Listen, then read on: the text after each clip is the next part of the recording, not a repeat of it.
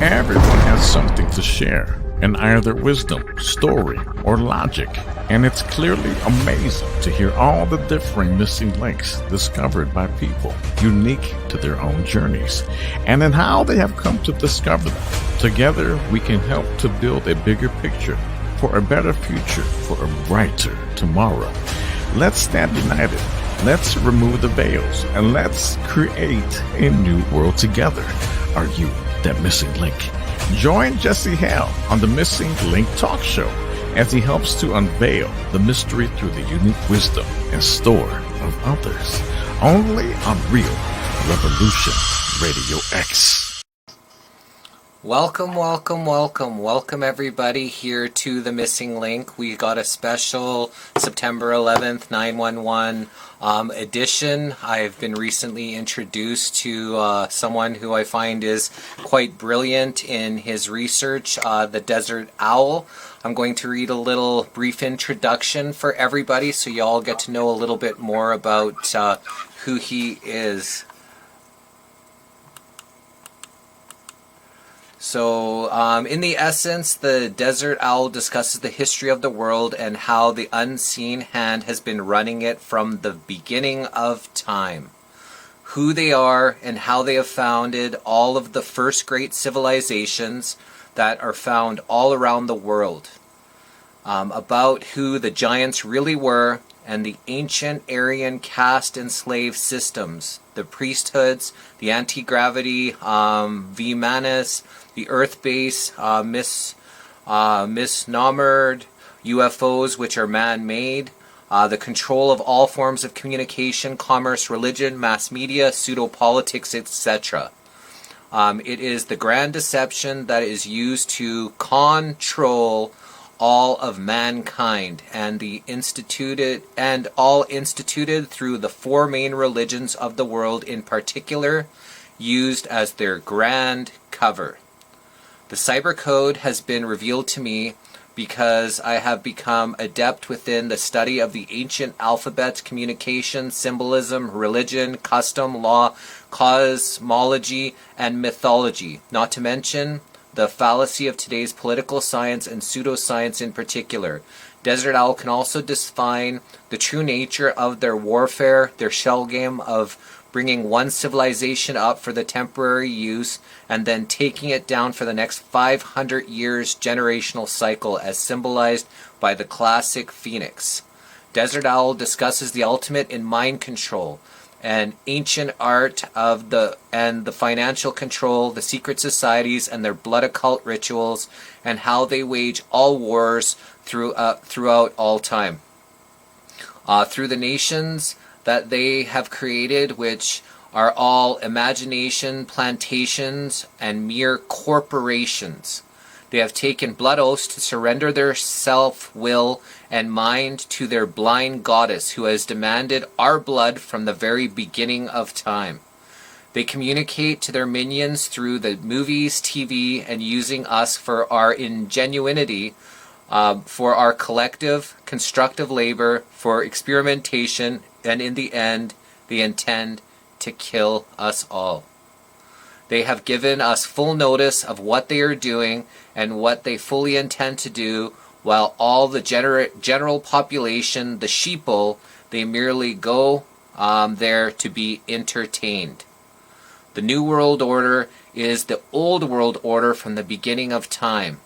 There is a major cosmic natural disaster that is about to happen on Earth, and they know it because they have engineered all of it while they are cleverly leaving us in the dark. Hence the reason that they have built hundreds of underground bases all around the world, while they are leaving all of the people to remain unprepared, uninformed, and above ground, so that when it all comes, the mere 5% who will survive above ground will die from the weaknesses and disease that have been generated from all of the poisons they have been feeding us, from the chemical aerosol spraying of our sky, to fluoride in the water, to tainted injections, to fake food, etc., etc.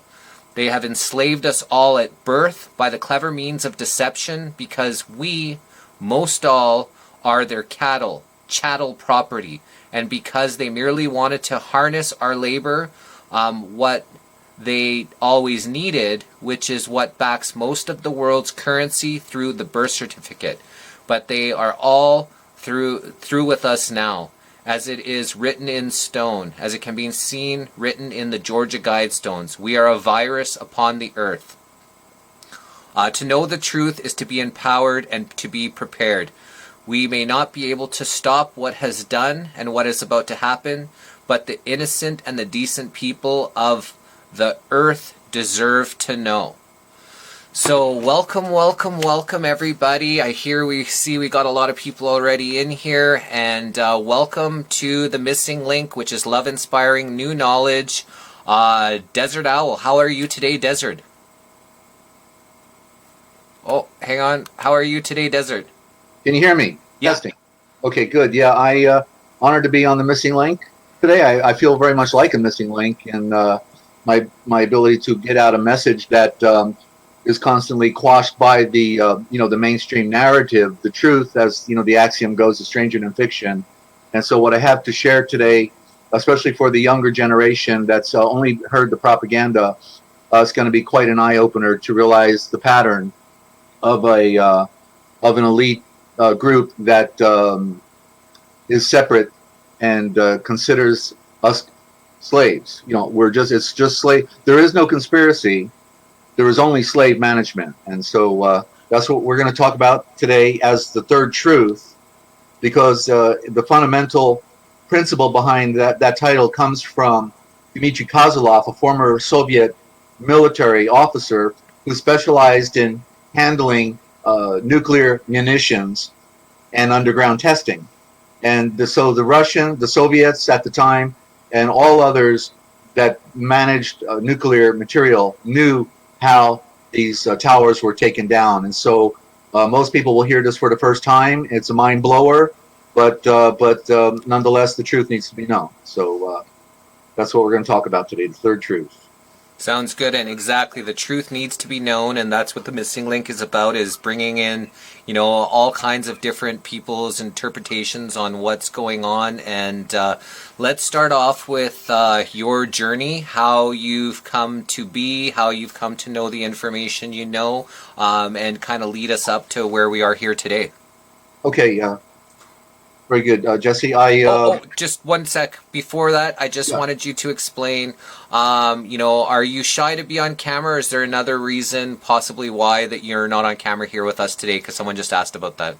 Yeah, well, it's because I'm a targeted individual, and the community I'm in, it's a small community, and therefore the Freemasons have been gang stalking me, trying to do every dirty trick in the book, including hitting me with automobiles and breaking in my apartment, all of the things that they do when you know too much, basically. So they've been last couple approaches were to take photographs of me, and I don't need to give them any help, Okay, and so that should explain that, because he wants to protect, himself as much as possible, but still getting out the information. So please fill us in for anybody who doesn't know who you are, and how, just let us know your journey until we got to this point where you're here on the missing link. Right. Well, I'm gonna just segue from what we just talked about, because as a political activist, I started 30 years ago. Had two organizations, and I'll mention them real quick, but I just want to say that in my area of targeting, I've had near a dozen attempts on my life, 6 alone with automobiles. The first time I ended up in a ditch, and because I serve a great Heavenly Father, I was able to walk home. I rolled over the entire automobile, and not a bone was broken in me. But after that, I watched where I was going, and all the other attempts were failed, because I'm very cautious about where I go, and I look behind me, and So the threat is real. Just like we witnessed the murder of 3,000 people in a building that somehow got associated with foreign insurgents, when it was really a domestic operation. That's what we'll talk about today. But as far as my background, I'm a spiritual guy. I was never interested in politics or any of those things. And so I was studying my scriptures, ancient history, symbolism, word etymology, all of those things. And then I got stuck in an 18-wheeler to, bring food home for the family. And then in a year of listening to talk radio, I heard people saying the same things over and over. When you hear people repeating things, there's got to be some truth to it. So I did my own investigation. Things like there is no law that says you have to have a driver's license, or there's no law that says you have to have a social security number, all of these things. And so I investigated and found out, these things are true. And so in my own research, being a researcher, then I realized after a year we were in trouble. I wrote a thesis, six-page thesis on what I thought we were being run by, which I thought at the time thought it was an oligarchy, the wealthy. I know better now. It's more than that. But I had working for my publishing company at the time a retired intelligence officer who turned out to be the during the Bay of Pigs invasion with Cuba, was a Navy photojournalist. Then he went into the Defense Intelligence Agency, and then was also Boy Scout Mission Control for 2 years, and also knew the Apollo 5 astronauts who were burned alive in their tin can program because they wanted to go public about the fraudulent nature of NASA. By the way, NASA means deception, okay, in Hebrew. So, so I had what the Heavenly Father has always done with me is put me at the right place at the right time to see something, or to know something. I would, just like He put me under a squadron of 30 UFOs on the evening of the spring equinox, Easter, coming south of Memphis, the city of the pyramid, going towards Jackson, Mississippi in my 18-wheeler, and then ended up under a squadron of about 30 UFOs. So you always wonder what it would be like just to witness a UFO. Try being under a squadron of them and see how it feels. And so Did I you don't want to. Did you say beam me up, Scotty? I said, beam me out of here. I'm going back to Texas. I figured it was game over. What I thought I was witnessing must have been happening in every city of the planet. I thought this was the real Orson Welles War of the Worlds, but everything is a shell game, and it's a test pilot program, and they're coming out. Now we know they're out big time with these so-called UFOs, but it's really all Earth-based, all man-made. It's the greatest show on Earth, and it's the grand deception. So I had two organizations. When I realized we were in trouble and got fully informed, then I formed my first organization, Council for the National Interest, the antithesis of the Council on Foreign Relations, which runs all public policy for the banking interests and the Vatican. And then after that, after I had a divorce. Then this will do that. This type of stuff will do that to a family. Then I had my second organization, United Truckers Defending the Constitution. That's when I went over the road, no longer having a family, and did a survey, interviewed people all coast to coast, took out people that ran for president, and interviewed them. And so it was quite an experience and a wake up. But I met a lot of great people that were trying to do the right thing. And in spite of all of these great people, nothing has changed. It's gone from bad to worse. And it's because from the beginning, it has been orchestrated. And that's part of the story, because the people think that the U.S., just like Canada, U.S. is a little different by its nature. They think that it's their country, but it's not their country. It never was. It was. That's why they call it the Great Experiment, because they're experimenting with our minds, with their strategies on how to manipulate our minds and to control the herd. Okay, so I think that probably covered the one thing that was unique about me in my ability to interpret what was going on is the fact that I was a historian, studying ancient history, studying symbolism, word etymology. Because what I realized when I got involved in the political arena was that they were speaking in an ancient form of communication with symbolism and words. And so I picked up on that, and so I was able to to see who these people were from a broader perspective than most average people. As my first card here, I took some notes before the program, just to follow a certain direction. But people are not journalists. And so because people are not journalists, they my screen went black, and I'm trying to figure out what happened here.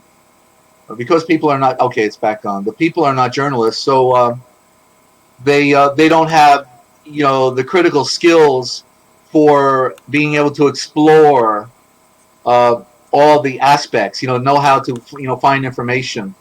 And just like a good one, with Alex Jones, he's really a former comedian, Bill Hicks, and then he's acknowledged his family are CIA and and Jewish Mossad and all that, and still people don't get it. They still follow a guy that is totally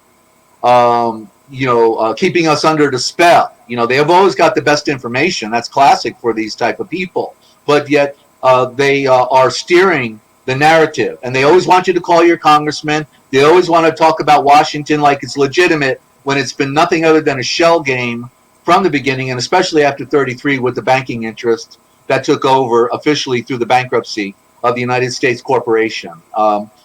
So did I answer all of the questions about my ability, how I got here? Yeah, and what year was the 30 UFOs? That was 1997. That was I just finished doing my Sunday radio program called America's Driving Force in a truck stop, 76 truck stop in Jackson, Tennessee, and then I got back in my truck to go make my early the next day delivery. Got on the loop in Memphis, in the western part of Kentucky or Tennessee. Got on the South Loop and then started heading south to Jackson, Mississippi, and then it started getting dark, and I saw those lights in the background in the horizon coming towards me. I'm going south, they're going northeast, and and then all of a sudden, next thing I'm under it when it was pitch black. By the time it got pitch black, I was under them, and I pulled over my truck over to do a survey. I rolled down my window. There was one hovering. They had a chain link of them hovering along the freeway like sentries, while the mass were moving over in mass. And so the one hovering right across on the other side of the interstate, right above the trees, it was hypnotic because there's a light flashing on top, a green, red, yellow light. But all of a sudden I realized, and it lit up the trees just like in Close Encounters of the Third Kind, lit up the trees with a bright white heliarc light. But then all of a sudden I click and I said, wait a minute, that thing is hovering there. And it's not making a sound, no sound, So that's how close I got to one of them. Then one of them went off of its pattern and started coming towards my truck. And I thought, well, they're either going to put, some kind of chemical in the air or hit me with the ray gun. So I got in gear and I headed south, and next thing I know, they're gone. While they were coming, I tried to talk to other truckers and they jammed the radios. All our two-way radios were jammed so nobody could talk to each other.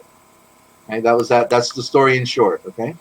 So I did find out where they were based underground the next day in Jackson, Mississippi. My intelligence officer said, well, if they're coming north, you're going south. Maybe they were based down there.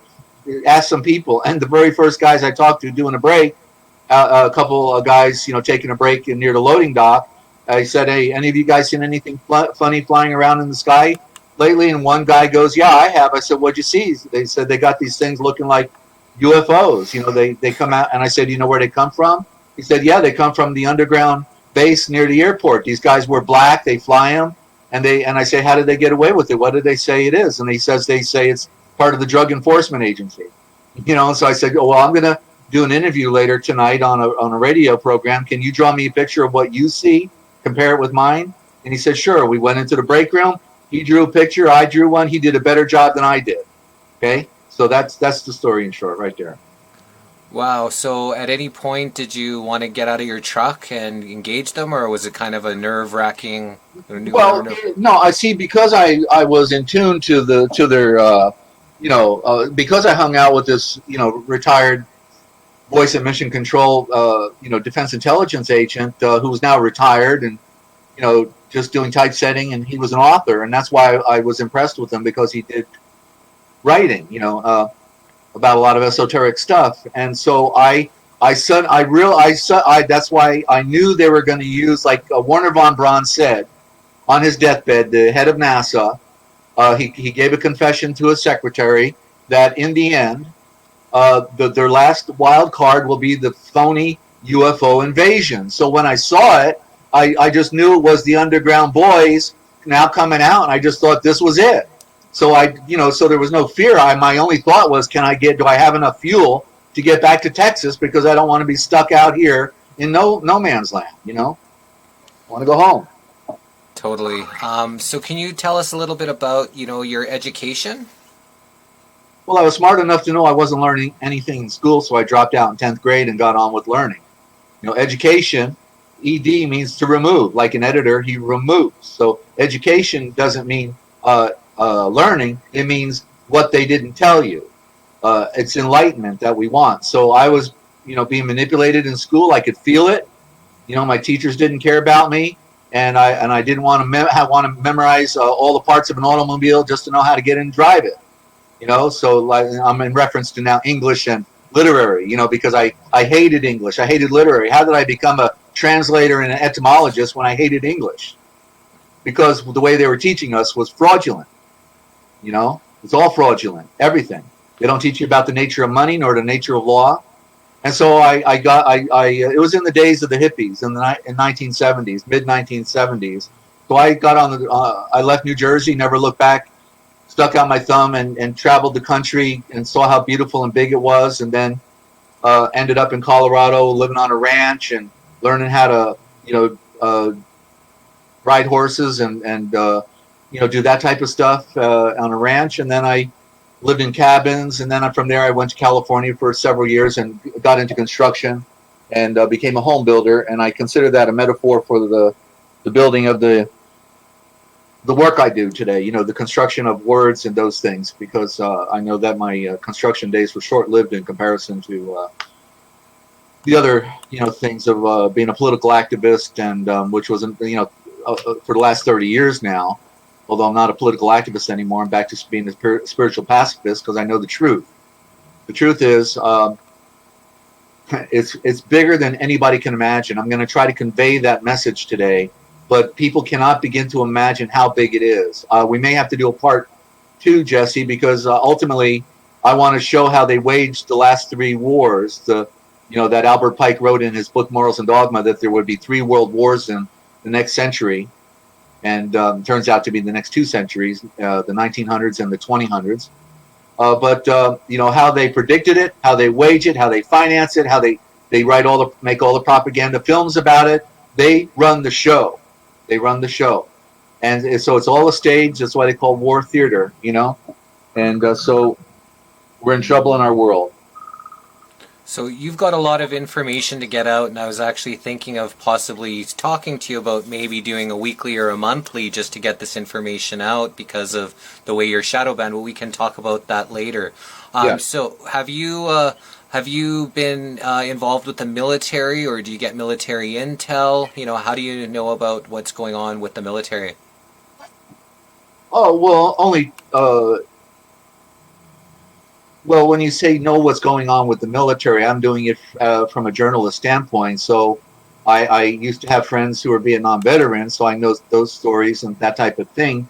But the working with a retired intelligence officer was a unique experience. It took me 10 years to figure out. I realized in the end he was probably working both sides. He was probably still one of the boys in retirement. He produced materials for United Truckers and also for Council for the National Interest as a typesetter.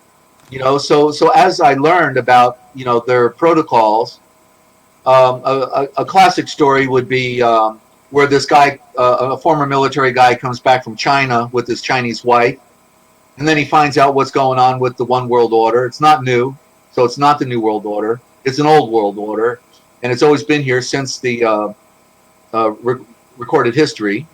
That's another story for another day. But, when he comes back here, he gets involved with so-called patriots. I've been to those patriot movements and those meetings, and they're all types are there, including the agents. And so this guy gets a good buddy friend in those movements, and it turns out he's an FBI agent. And so 5 years later, he tells him, hey, I can sell you some blueprints. We can get some blueprints of a building, some federal building or whatever. And he was set up by his good buddy, and when he gets the blueprints in a hotel room, he's arrested, goes to prison for 20 years. His wife is left hanging to dry with nobody, in a strange land. And so as my retired intelligence officer friend said at the time, any group bigger than 3 people has been infiltrated. And even though that's not literally true, it is true to the degree that if they see you coming and they consider you a threat, they will infiltrate you. That makes a lot of sense. So, we have been deceived in every single way. There's deception everywhere. Deception on history, deception on, schooling, what's been going on. Do you think that this is a 6,000-year-old death cult like some people believe? Well, it's a serpent. A serpent cult would be the better way to describe it. And let me just tell. Someone's been trying to reach me. Let's just say on phone, on program. There we go. Okay, it's a friend, so I don't want to. They seem to be having an emergency, and I can't talk right now. So, okay, so yeah, it's a serpent cult. In other words, just like we see, they control everything. Jesse, they control religion as well. They control the scriptures. This is part of my bigger interest. To talk about the political and the sensational stuff that they've done, the criminal racket. That's really not what I do. It's more of a political activism thing. But I know it's important to talk about the things that I've learned for other people to benefit from it. But my heart is within the ancient writings and our scriptures and serving the Heavenly Father in what we classically call the kingdom of heaven. But in spite of that, what has happened is in the control of everything, or as it says in Revelations, they have deceived the serpent cult has deceived the entire world. Well, that's quite a deception, right? That means everybody. And so only in an environment like that do certain people wake up. Even those people who think they have woken up have not woken up. They've come to another level of awareness. But the scheme is so fantastic. We're talking about an engineering program that has been going on not for decades, not for hundreds of years, but for several thousand years. Actually, since the Aryan race came on the scene, and I'm going to leave it there because I don't want to get into that discussion because I'm going to wear out and I don't want to get into too much of that. Well, what I want to do with you, and I would love to do once a week with you, is the Forbidden History Chronicles, and we'll start at the beginning and we'll move forward. That's where we can go. But right now, we're at the end of the zone, talking about what we're talking about today. We're at the end of our planet, basically, based on a lot of things, and I'm not going to get into that either today. But that's really where we're at. We're at the end. That's why we got a genocide program going on. Okay. Do you care talking a little bit about, your family and what had happened with, your family? Well, that's a personal Okay. matter. No problem. There was just a question that was earlier, so I just thought you had any clarity. I appreciate that. But when people wake up, what we see within these our community of people who wake up, one of them wakes up and the other one doesn't, and so it's very tragic because either the gal is left all alone, her husband doesn't care, doesn't get it, or vice versa. The wife wants security, wants to feel good, and can't handle the sensational, narrative of what's going on. So a lot of families break up when only one wakes up. We hear this over and over. I was just talking to, my friend Jack Talcott yesterday, and, he hasn't even talked to or seen his son in 3 years because of, his awakening to what has gone on. And, he found Jesus, and then he got shipped out of the postal service, and, he's been having, a really tough time ever since. So, yeah, it happens to a lot of people who don't wake up together with their family. Yeah. So where did you want to get started here today? Well, I'm gonna. We're here going to talk about 9/11, but I actually have to start because it's good to compare notes, and it's good to, like I always say, I don't want just apples and oranges, but I want apples, oranges, peaches, and pears and plums in order to compare with, because the more we can compare things, the more we can appreciate what has really happened within this what we call the 9/11 scenario. So I want to revisit real quickly because I lived in Texas and I actually knew some of the Branch Davidians, and so it was pretty close to that story when it happened. I want to talk about that real quick and talk about for the benefit of those who don't really know what happened, and just give the highlight, which is very low, a low light. and then Oklahoma City, and then get into the main story.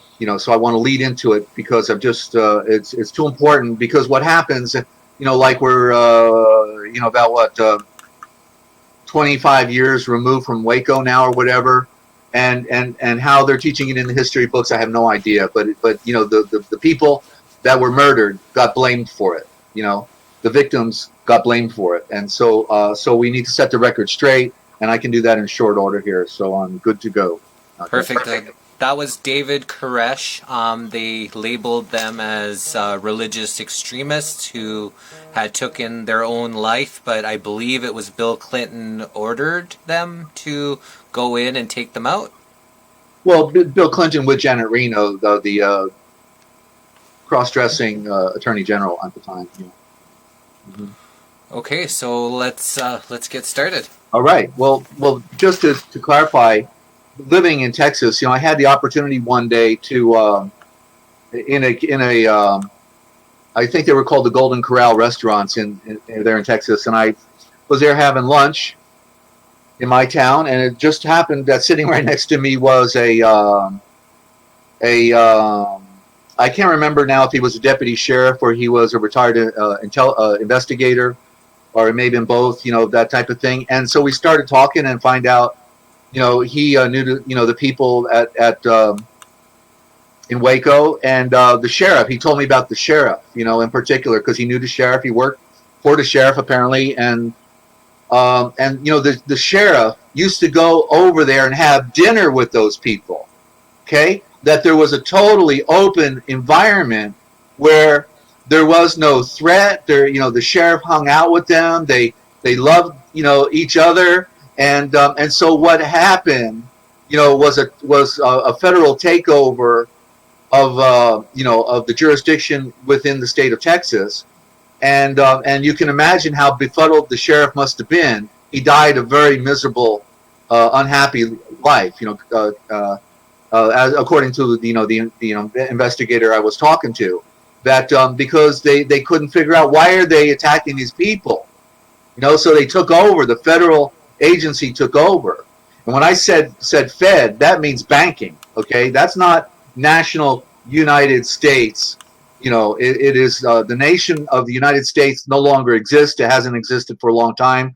Story for another day. But it was the federal banking system that came in, that runs the show in the bankruptcy of America, and took over with the BATF. BATF being an agent of the Federal Reserve banking system, just like the FBI, an agent, unregistered foreign agent of the Federal Reserve banking system. And so I just want to mention that because the people that knew the Branch Davidians knew them as decent, innocent, sincere, people, not crazy, willing, as young people are, right? Young people are idealists, and they might want to be hippies, right? Or they might want to, put tattoos all over their body. That people do things when they're young because that's what they do. They do all types of things, and they're not to be condemned for it. That's just, I wouldn't do it.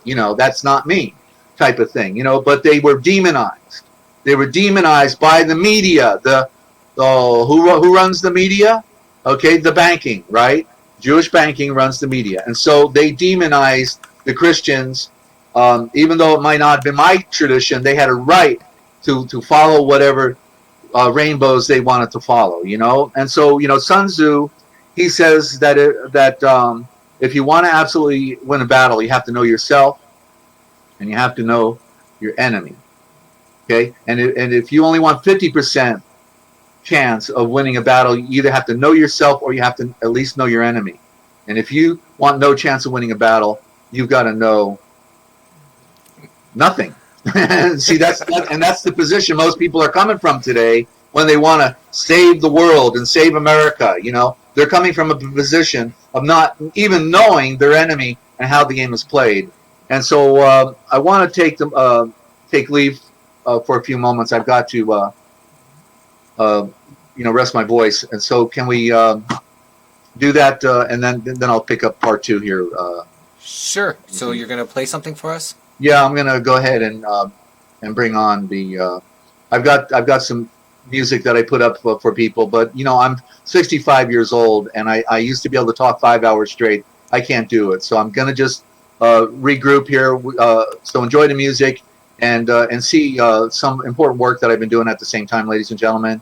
And it's all on Amazon. And if you do a Google search for A. Micah Hill, Desert Owl, my full name, all of my books will come up on Amazon. And I want you to see it. It's all spiritually related.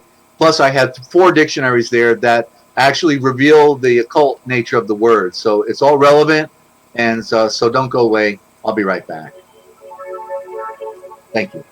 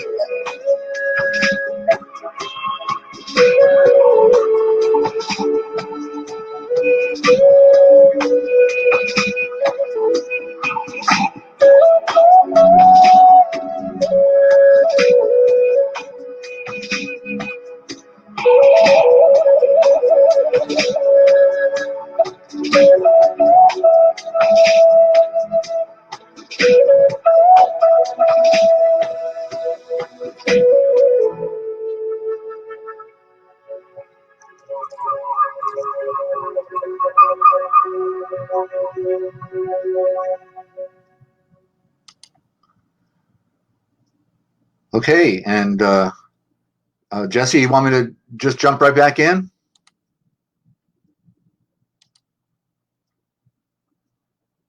I just wanted to mention that the Desert Owl here has been very, very shadow banned.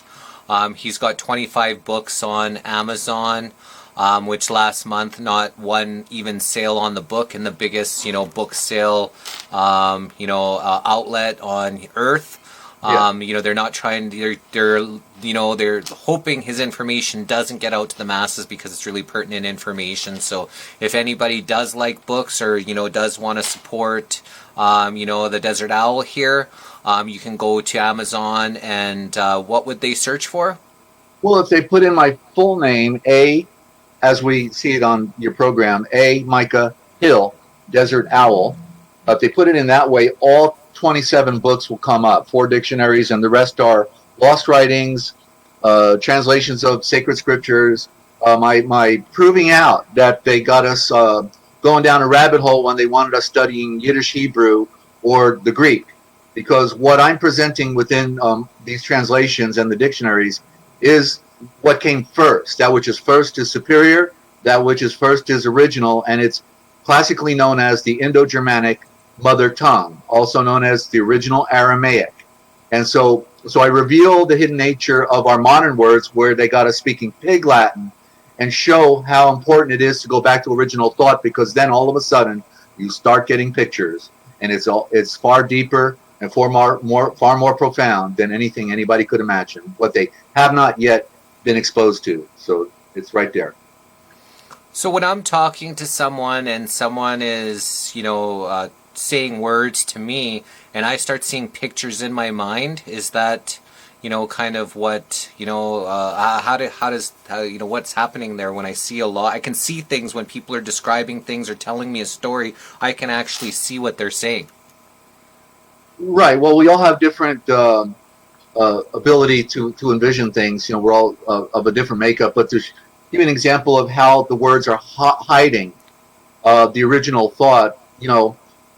It's the evidence of the manipulation, and because what we're speaking is still the ancient tongue, but in a corrupted form, the pieces are still right in front of us, but we can't read them. Just like the word pine tree really means pin tree, right? Because the pine tree has these sharp little pins, like the spruce, or I can't remember all the different ones specifically, but there's pin trees, and they called now they're pine trees. But like the fir tree is really the fire tree. Why? Because when you go out in the woods and you want to survive and make a fire, the first thing you do is you get the softwood with the turpentine in it, and it starts the fire going, and then you get the heavier oak wood and put it on top of the fire. So fir tree is fire tree. That's what the ancients knew when they went all over the world. Get the fire tree first. And so it's the same with like tyranny. The word tyranny, you can hear it. It's the tear in your eye. Okay, the tear in your eye. It makes you want to cry to see what's going on in our world today, right? And that's tyranny. And so I'm trying to think of something. Treason. You see, the treason comes through the tree's sons. Who are the tree's sons? They are the ones who cut the trees and crafted the ships in order to conquer the world. The Phoenicians, the Celtic, and then our modern day admiralty state that they gave us, where the ship comes into port. They call it a ship of state, right? And that's the tree's sons. That's the treason. The word craft means treason in Middle English. Craft for Freemasonry. Okay. Tell lie vision. Yeah, it's telling lies into your vision. Okay, so you're definitely good with your etymology. So where are we off to next here? All right. Well, I've got my cards in front of me, so I can follow a train of thought here, because I'm on the aluminum and I'm getting old, Jesse. But anyway, people get thinking that it's like some secret going on out there, but there is no secret. Just like there is no conspiracy, it's about slave management. There is no secret because it's all an open secret, and they literally put it right in our face, as you know, with the movies and with their symbolism and with their occultic ways of doing things, their high hand sign language, all of it. It's all in our face, and all we have to do is learn how to read. So it's all an open secret. Now, I have this note should have been on the on my other card, so I want to put this over here. Okay, yeah. And so before we get to 9/11, we need to remember a bit of the past and compare notes, and so that's what we're going to do here. Signs and symbols. This was by Confucius. The ancients knew. The ancients knew. And he said, signs and symbols rule the world, not words nor law. So we got to be able to read the signs and the symbolism. With that, and that goes then into knowing ancient history, and they cut us off from our past and our true history. So it's a big science. That's why most people will never figure it out, and that's why it is important to present the analysis, like we're doing here today, Jesse, because most people don't have the time, they don't have the the wherewithal, the money to buy the books, or the sophistication to be a deep study. All of these things are our problem, especially when we've been manipulated and mind controlled all the time. Another quote by Confucius off the top of my head, if I can paraphrase it, is how did that go? It's about words. Dealing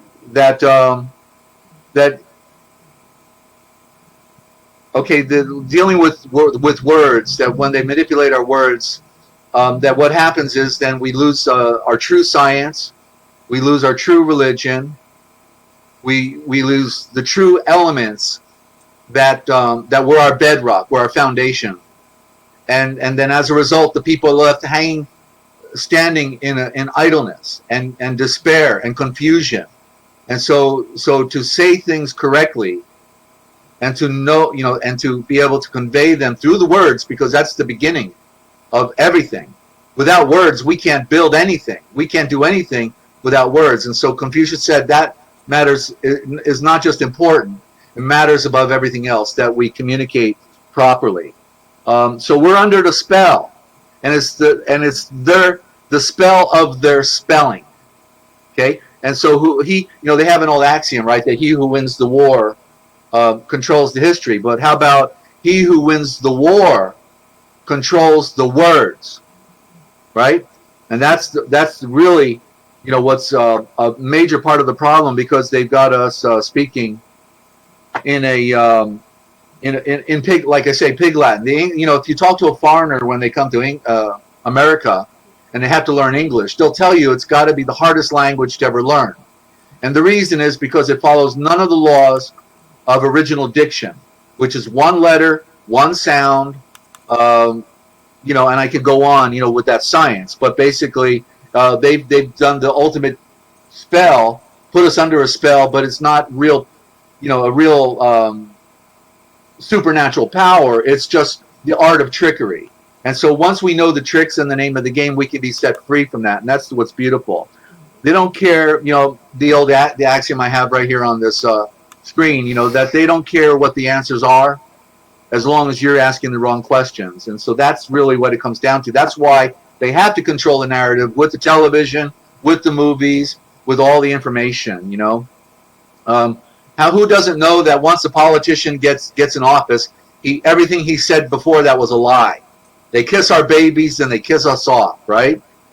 So Ashkenazi, is the original word of this culture. They, in 1775, came up with a new word they fabricated called Jew, but that is not an original term. They actually got it in all of our scriptures. They've got it in all the books, taking it back thousands of years, when literally the word was created in 1775, and it's the same time they added the letter J into our alphabet. The J is a hook. Look at it, it's a fishing hook. They got us on the hook. Then all of a sudden we see the word similar, judicial, judiciary, jury, jewelry, jury. You see, all of these words that they now control, and they control all of those elements at the same time. And so the ones who claim to be here's how they change out the scriptures. One little example. In Revelations, it says, there are those who claim to be Jews, but are not Jews. And that is a corruption. That's not what it originally said. It said, there are those who claim to be Israel who are not Israel. Now you know who we're talking about, right? Who claim to be Israel, but are not Israel. Why? Because Israel was dissolved. It was dissolved back in 724 BC. Israel ceased to exist. And those today calling themselves Israel are not Israel. Put two and two together, because they were the ones with the Israeli Mossad who took down the Twin Towers with the Bush cartel. Okay, that's when we get there. We'll show it. So the Jewish banking, these Ashkenazis, and that word Nazi is important because we see it on a culture that headed off World War II. So put two and two together. They call them banking wars, right? And so the Rothschild family, it's said that they were originally called Bauer, but now I know it's a code. Okay, it was the Jesuits, the Jesuits that wrote Mein Kampf for Hitler, and so you can imagine, that the Jews, the banking Jews, would have wrote a book about hatred for Jews when they're the ones waging the wars, right? But they had to make themselves a scapegoat. And that's what the part of that story of World War II we'll revisit on the next interview, on how these wars are waged against us. But it's the greatest show on earth. And because they control movies and television, right, then they control the narrative, and we can never figure anything out. But it is possible to know. So what I learned about the word Bauer, because I know the code, is, number one, the B and the P are interchangeable, and it's Bauer is power. So the Rothschild family says that they were the Bauers, but it's a code for power, and also the vow of war. Now this connects directly with what we saw in 2001 on 9/11, because it was a war waged against the people. Forget the nation; it's against people, and it was an occult ritual. And so Bauer not only means power, but it means vow war, or the vow of war. And so in order for the Rothschild Bauer family to be in position that they are today, they had to agree to the vow of war, perpetual war against mankind, and that made them the beast system's Vatican agent, which you see in the Catholic Encyclopedia, that the Rothschild family is the protector and defender of the Vatican Trust. They're the ones who print money and control all commerce. There is no money. It's all funny, because they can create all they want. There's no end to it. What they really have harnessed and monetized our system with is our labor through the birth certificate. A story for another day. But anyway, just like Bauer, this Bauer family means power and the vow for war, perpetual war, or as Montesquieu said in France in the 1700s in his book The Spirit of Law, he said that all wars, he at least knew this part, all wars for the last 2,000 years, but it's really since the beginning of recorded history, all wars for the last 2,000 years have done nothing other than to serve as depopulation programs for one another's nations. Well, when you realize that all the royal families of Europe, whether they're Russian or German or French or Spanish or Portuguese or Dutch, you name it, they're all interrelated. They're all family. And they got us all thinking that we're enemies fighting each other, right? We're the ones who go to the front line and spill our blood. Well, they're just depopulating their program, So it's amazing when you know what's really going on, how this shell game works. So real money is gold. And they took the gold away in 1933 officially. They outlawed gold. It was a fraud because gold is private property. You can't outlaw people owning private property. But they said anybody, the banks, when they took over in the final bankruptcy in 33, or the official big one, then they said that if you don't turn in your gold, you go to prison for 20 years. So the stupid people turned in their gold, but the smart ones, they kept it, So that's what happened. They got all the gold That's why on the back of the dollar bill, you want to talk about, again, the words, in God we trust. It's really a code. Add the royal secret vowel that they took a vow to, the L, which is a symbol of an obelisk. The L, also a symbol of man. And it's not in God we trust, it's in gold. In gold we trust. It's the secret vowel, the letter L. So the definition for buried alive, which is, let me grab a book here. We have a definition out of Black's Law, first edition. Okay? And so the Black's Law Dictionary comes out of the City of London. So it's a Jewish banking book. And so just like the King James Version came out of the City of London, Jewish banking, and they gave it to King James, who was the founder of International Freemasonry. And, that's when they put the word Lucifer in there, by the way. And Lucifer means the true cipher. So when I'm revealing these codes, realize that Lucifer means true cipher. That's all it is. It's an idea. It's like a corporation. It took a life of its own, and it won't die because they won't die to their cause. So they keep this alive.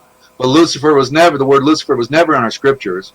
So when we look up in the first edition of Black's Law, Black Law for Black Law, right? What part of black don't we get? When you look under burying alive or buried alive, it says in English law, the ancient punishments of sodomites and those who contracted or contacted with the Jews. Okay? So didn't the people at 9/11 get buried alive? I think so. And they buried us all alive because they made us the walking dead, because they killed us with the birth certificate legally through Roman civil law, because a birth certificate is a Roman slave document. And when a slave baby was born in Rome, they impressed their feet upon a certificate. Before its feet ever touched the ground, it was made a slave forever. And that's what they did to most all of us here. And they even cut our foreskins off. If we're males, they even committed an occult ritual on us and circumcised us without our family's permission. An occult ritual. How do you like that? I didn't give them permission to do that. You know what I mean? Yeah, that's mutilation. Sure. And then there's this supposed argument, well, it's done for health reasons. No, as Yeshua has clearly said, if it were required for health reasons, it never would have been there in the first place. So that's just a ruse. So what the bankers did in 33, when they were going to now come out of the box, with the New Deal, Roosevelt brought the New Deal. It's all the New Deal, the better deal. Wait a minute, isn't it just like the old deal? It's another deal, just like the other deal. Well, they're calling it the New Deal anyway. And the good times are going to roll. We had the Depression. The bankers choked us with the 20s and the Depression. People jumping out of windows, and it's another shell game. But now we're going to take over through the bankruptcy in 1933, and they created the War and Emergency Powers Act. And Dr. Eugene Schroeder of the agricultural movement discovered this. And basically what it is, they declared us the enemy. And so what part of being declared the enemy then don't we get? And this is why I bring it on today, as a foundational point within this interview, because these are the things that were discovered by our great researchers, and now nobody talks about them anymore. What part of being the enemy don't we get when they want to commit genocide on our planet, right? So we're the enemy. Why are we the enemy? Because if everybody knew the truth, they'd be in trouble, right? They'd be in trouble. And so red, white, and blue, we get excited here in America about the red, white, and blue, get sentimental and jerk a tear. But wait a minute, the French flag is red, white, and blue. The British flag is red, white, and blue. The Russian flag is red, white, and blue. And I think our flag is red, white, and black and blue, So what part of the red, white, and blue don't we get? Maybe there's something behind the symbolism, as Confucius said, And so the red stands for Jewish communism. It's the blood that they spilled by their perpetual war, their vow to war on mankind perpetually. The white is for the stars because they consider them stars, and that's what we see in the Khazarian media in Hollywood, right? They got the walking stars of fame. An actor, you become a star, or if you're a good musician, you become a star, right? So they're all talking about becoming a star, And so the blue is for the Aryanism, because the Ashkenazi are Khazarian. Khazarian means the Aryans with the keys. That's what they're doing, right? They're holding the keys to everything, just like the Vatican. Behind them, you see the cross keys, right? It's about the keys of knowledge, the keys that unlock everything for us, what they hid from us when they wanted to educate us by taking away the things that would be most important to know about, controlling it. Have to control education, or what should have been enlightenment. So now with the bankruptcy, we see that the judge, wearing a black robe, he's in a religious ritual. He is sitting on the bench, and bench is Latin for bank. So now we see that the judge in the military judicial system in America, as well would be in Canada and virtually all the world, he's sitting on the bank for the bankers. And it's all about money, because when they get you in prison, they know you're innocent. They're going to put you in prison anyway, because they get the birth certificate on Wall Street, and you're now making money for the bank. Okay, it's the greatest shell game on earth. We're being traded as commodities on an international market based on our labor. And so we hear people talking about and realize that this is all preliminary, to talking about what I'm about to talk about next, which is coming up right now in about a minute. That we have to know the enemy. That's what I said, what Sun Tzu said. We have to know the nature of the enemy and how they operate, because people they know there's a problem, but they don't know who's doing it, what's going on here, and they're all confused. And it's real simple. It's who controls media, who controls the money, who controls the entertainment, who controls the music, who controls the internet. Bill Gates' father owns one of the 12 branches of the Federal Reserve Bank in the northwest of the U.S. Bill Gates, his father, not having just the Federal Reserve Bank, but also in control of Planned Parenthood. Get the picture? And then we got Bill Gates, just another front, right? Controlling the internet, but he wasn't smart enough to build that internet. He's just a front man. Let's see it for what it is, for what he's doing right now by being the front man, right? 50 grand his dad paid for Microsoft. Okay, yeah, right. And with an illusion. He bought it with an illusion, of course, right? Yeah. As well, paid illusion. The fake $50,000 money. Yeah. So people are confused. They're saying, well, we're not a nation, we're a federation. They get confused with these terms. But look at who the federation is. It's the Federal Reserve Bank. And so it's a world federation. We had a national government, at least an illusion of one, but the federation is the world. And so Fed is the first part of it is Fae, and Fae is their woman. Fae is their goddess. We also know her as Columbia. That's why it was called the District of Columbia, because Columbia is looking pretty good, right? She's looking good on Columbia Records and Columbia Pictures, holding the torch of the ancient Aryan race.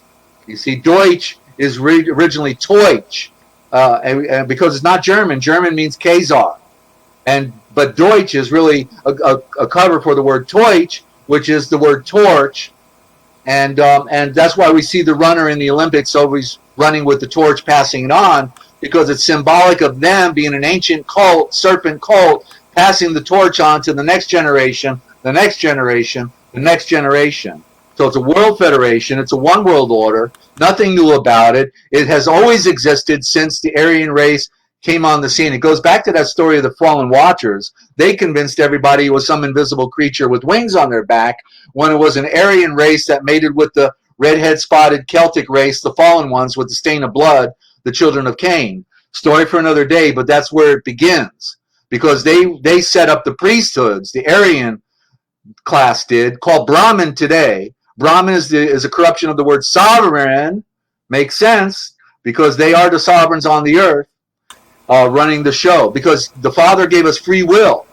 People are confused. They think, well, God wouldn't, whatever they mean by the word God, wouldn't let them get away with this. Well, he gave man free will. We can make a choice. And so we can also make the choice to support beast or not to support the beast. because once a beast, always a beast, and you think you're going to fix the beast, you got another thing coming because you really don't know how big the beast really is. It's a leviathan, and it eats everything in front of it. So we have World Federation. So Soviet Union, remember it dissolved. Boy, isn't that interesting how that happened with Gorbachev at the time. But Soviet means world. So we don't ever get the picture, but Soviet Union means a world union. So just like United States, remember it's a double-headed eagle, right? The East and the West. So United States we think it means the 50 states, but it doesn't. It's a metaphor. It's a metaphor for the United States of the world. United how? Against us, against the people. United nations, right? Imaginations. That's all it is. It's plantations. It's the cattle on free-range chickens. That's all we are. So what they ultimately have done in this grandiose scheme, when there is no money and it's all based on illusion.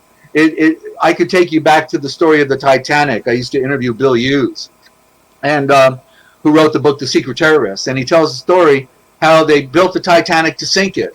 They gave free passes to all of the wealthy of America who would be in opposition to a communist Jewish centralized bank, and they got free tickets to ride back to America, on the unsinkable ship.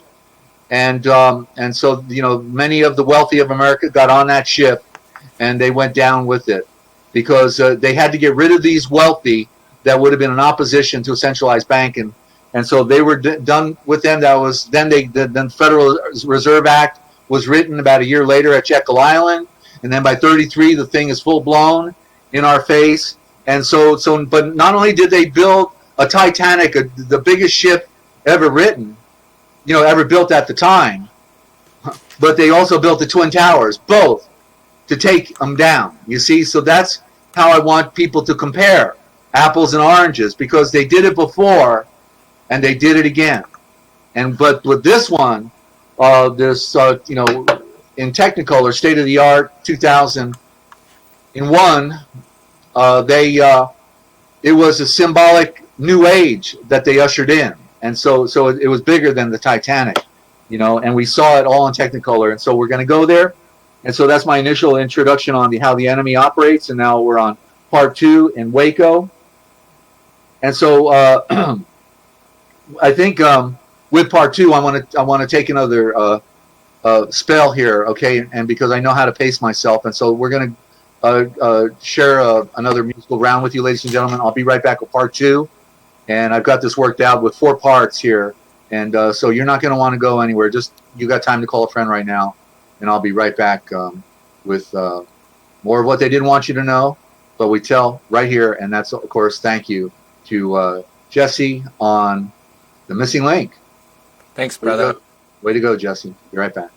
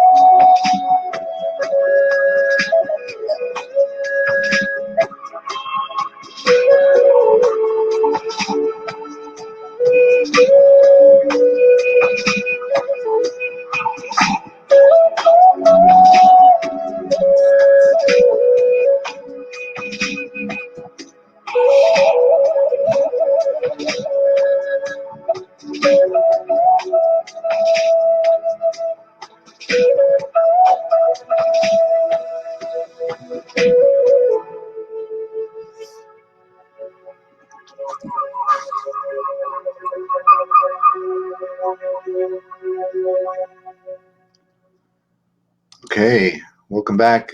Jesse, you want to jump in real quick, or you want me to keep on rolling here? Okay, got a delay. I have my mic mute. I just mute my mic so that way nobody hears me crunching on my grapes. I just wanted to ask about, the Bible, the etymology of the word, where you believe it was originated, how it's kind of changed over time, because some believe it's BS, some believe it's, the word of God, some people believe that, it's already happened, that Revelations was, like the preterist version, that it's done in history. So what's your thoughts on the Bible? Well, the word, I thought you were asking me about the word itself. So I'll just point out that because Bible does not mean book, it is a code. And so Bible, you can see the first part is the word. It's actually several words in different ways of reading it, but bib el. So we see it's a bib, and we know what the baby gets a bib or covering. And so it's the bib el, and the bib el, the L is an abbreviation for the enlightened ones. So the Bible, the bib el, is the covering for the enlightened ones. And what does that give an example, Dezert? Okay, so the question was asked one day, well, who are the Illuminatis? Who are they, and how do we see them? Are they politicians? Are they judges? Or are they football players? Or who are they? And the answer was no, none of those. The Illuminati are the Schulers, the Pat Robertsons. All of they hide behind religion. as they have from the beginning of time, the priesthood. And so that's why the narrative, that we have in our scriptures has been corrupted, because they made it their code book with the Jewish banking, King James, Scottish Rite, founder of Freemasonry, Vatican agent, because Freemasons are Vatican agents, even though he made himself out to be a Protestant. Not true. It was all a shell game. And the guy that wanted to blow up, the parliament and all that, he was a patsy. What don't we know about patsies? They're a dime a dozen, right? They set them up. It's the ever flipping coin. You never know which way it's going to land. So the word correct. So El Bib, there's different ways of reading it. Off the top of my head, I got to look at it, so I won't go there. But to answer your question, first of all, the word for Bible should be shulfar. Shulfar is the same word for ram's horn, for scribe. It means knowledge from afar. That's what it means, shulfar, knowledge from afar. And but as far as the book, it's a remnant of what we had. We had a library in Caesarea, Syria, and Eusebius was the last librarian. Then he was ordered by Constantine, the great terrorist, to bring the library over there to Turkey and Constantinople, and so he did. And so we were robbed of a library. What we have left in our 27 teeny-weeny little books is a remnant. Who wrote the Bible, the translation of the Bible? James Murdoch, or was it Moffat? I think it was James Moffat. I get confused between the two. In 1922, thereabouts, in a speech, said, of all the religions of the world, of all that have literature, of all the religions of the world, the people who follow Christianity, or what they call the Bible, but specifically the New Testament, have for them what is ultimately the smallest collection of writings for any religious tradition. And how can that be when Yeshua is the one who made the universe, right? It's his story. And he comes to the center of the earth, the navel of the earth, called Yeru Shalom, Jerusalem. And it's about his creation. And what he does is presents the greatest philosophy for life and truth and meaning that has ever been. And yet it becomes the smallest story, the smallest collection. And that's the evidence of that it's all being controlled. You see, that's what my ministry has been about for over 40 years now. I've been studying for 50 since age 14, ancient history. And so people, they cannot process. You see, they're convinced because God is so powerful, God is so strong, whenever that word God means to them, because I don't use it. I go back to the original, what they stole from us. The great, the Yahweh, who is the great Zul of Hain. Now that's a mouthful, and it has meaning. That's what we can talk about someday in the future. But so our scriptures are under the control of the so-called enlightened ones. They're the Gnostics. They use the Gnostic term to beat up the authors of the Nag Hammadi library. They never call themselves Gnostic, and they're not. And it's not a bad word. Gnostic means knowledge. Catholics are agnostic. That means they're against knowledge. So everything's confusion. Nobody can make sense out of anything because confusion is their game. Jesse, right? Yeah. Okay, great. Thanks for explaining that.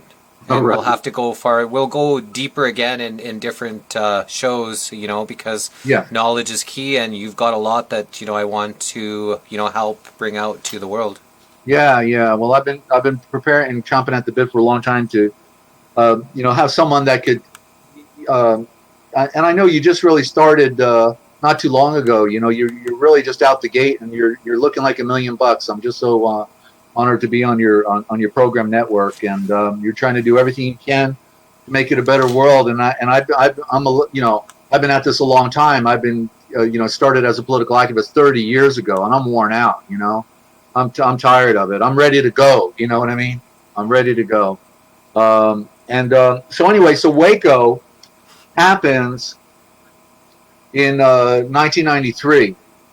And I was now a political activist. I had my first organization, and I'm doing research, meeting the people, met people from, Branch Davidians and all that, and researchers and investigative journalists and all that, and I was, making connections. And so the day that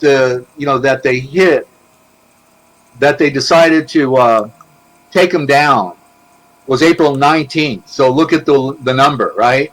911, April 19th. And April 19th, 1993, when they Delta Force took tanks and they started poking holes in the building of, they called it a compound, but it was actually a home and a church, if we can use that word. That's another occultic word, but we can use it. A home and a church of men, women, and children, 100 of them, and they took military tanks against posse comitatus, which meant that no U.S. military could ever be used against U.S. civilians. They lied again, and then what they were doing was spraying gas with the tanks, with the aerosol injection nozzle into the building, so that it would become highly toxic and flammable. And at the same time, a gentleman who created a unique technology called flare his technology was being utilized in an airplane at 10,000 feet, filming everything that was going on with the tanks. And what the military did, they set up 5 machine gun nests, totally surrounding the Branch Davidian home and church. And so when the tank was poking in the holes and spraying the gas, people were trying to run out of the doors to escape. And so the Delta Force, notice the Delta Force like the Delta variant, right? Delta, it's another thing to talk about one day. It's a code for darkness, right? D for death, destruction, right? So when you look down from 10,000 feet with the flare film, you can literally see the guys behind the tanks with the machine guns, and you can see the fire coming out of the machine guns, strafing, and literally out of every back door that was available, because they crushed the front door, so they couldn't come out where the TV cameras were. They had to go out the back, and every door that they tried to exit from, they were murdered at the door with machine guns, and the rest of them that didn't go out because of that burned alive. One guy was able to crawl out the front, but that was about it. And so that's what they did on April 19th, the occult high day, because the 19th is the occult high day for these people. One of them.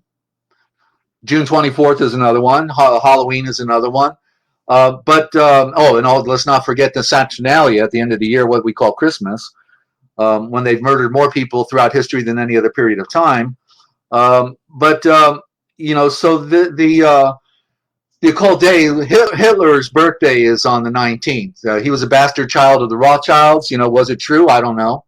But they say it's the 19th of April. April Fools, I guess, is part of that too, huh? And then Lexington and Concord, when the shot fired around the world, when the word Jew came into existence, 1775, when in Lexington, Concord, the shots were fired and by the redcoats against the Americans on the soil, and Crispus Attucks, a black patriot, was killed. The shot fired around the world April 19th, and the Warsaw Ghetto burned 1933. Warsaw Ghetto burned by Nazi Germany, which housed the Jews to make them look like the victims. A good ploy when the Jewish bankers are running everything, waging the war, then to make themselves look like the victims of the war. And then we could talk about Columbine. Columbine would have been on the 19th, but 19 was a Sunday, so Columbine, that mass shooting in the school in Colorado, Columbine, Colorado, was on the 20th. So what we see is this pattern of 19, 19, 19, which is just a spin on the 9/11. The Roman numeral for 9/11 is IXXI, and it's clearly evident in the Roman numeral that you've got the the apron, the Masonic apron, and the compass and the square and all that are right in the middle of that configuration. A lot of it is seen in Switzerland, which is the banking headquarters. And note that is very interesting that Hitler never attacked Switzerland. Okay, that's a clue. So anyway, so the tanks, while they're blowing into the building, they're saying, "This is not an assault. This is not an assault." Can you imagine a husband beating his wife, punching her face in, saying, "Honey, I'm only loving you"? You know, that's basically what they were doing. They're saying, "This is not an assault. This is not an assault." They're lying, right?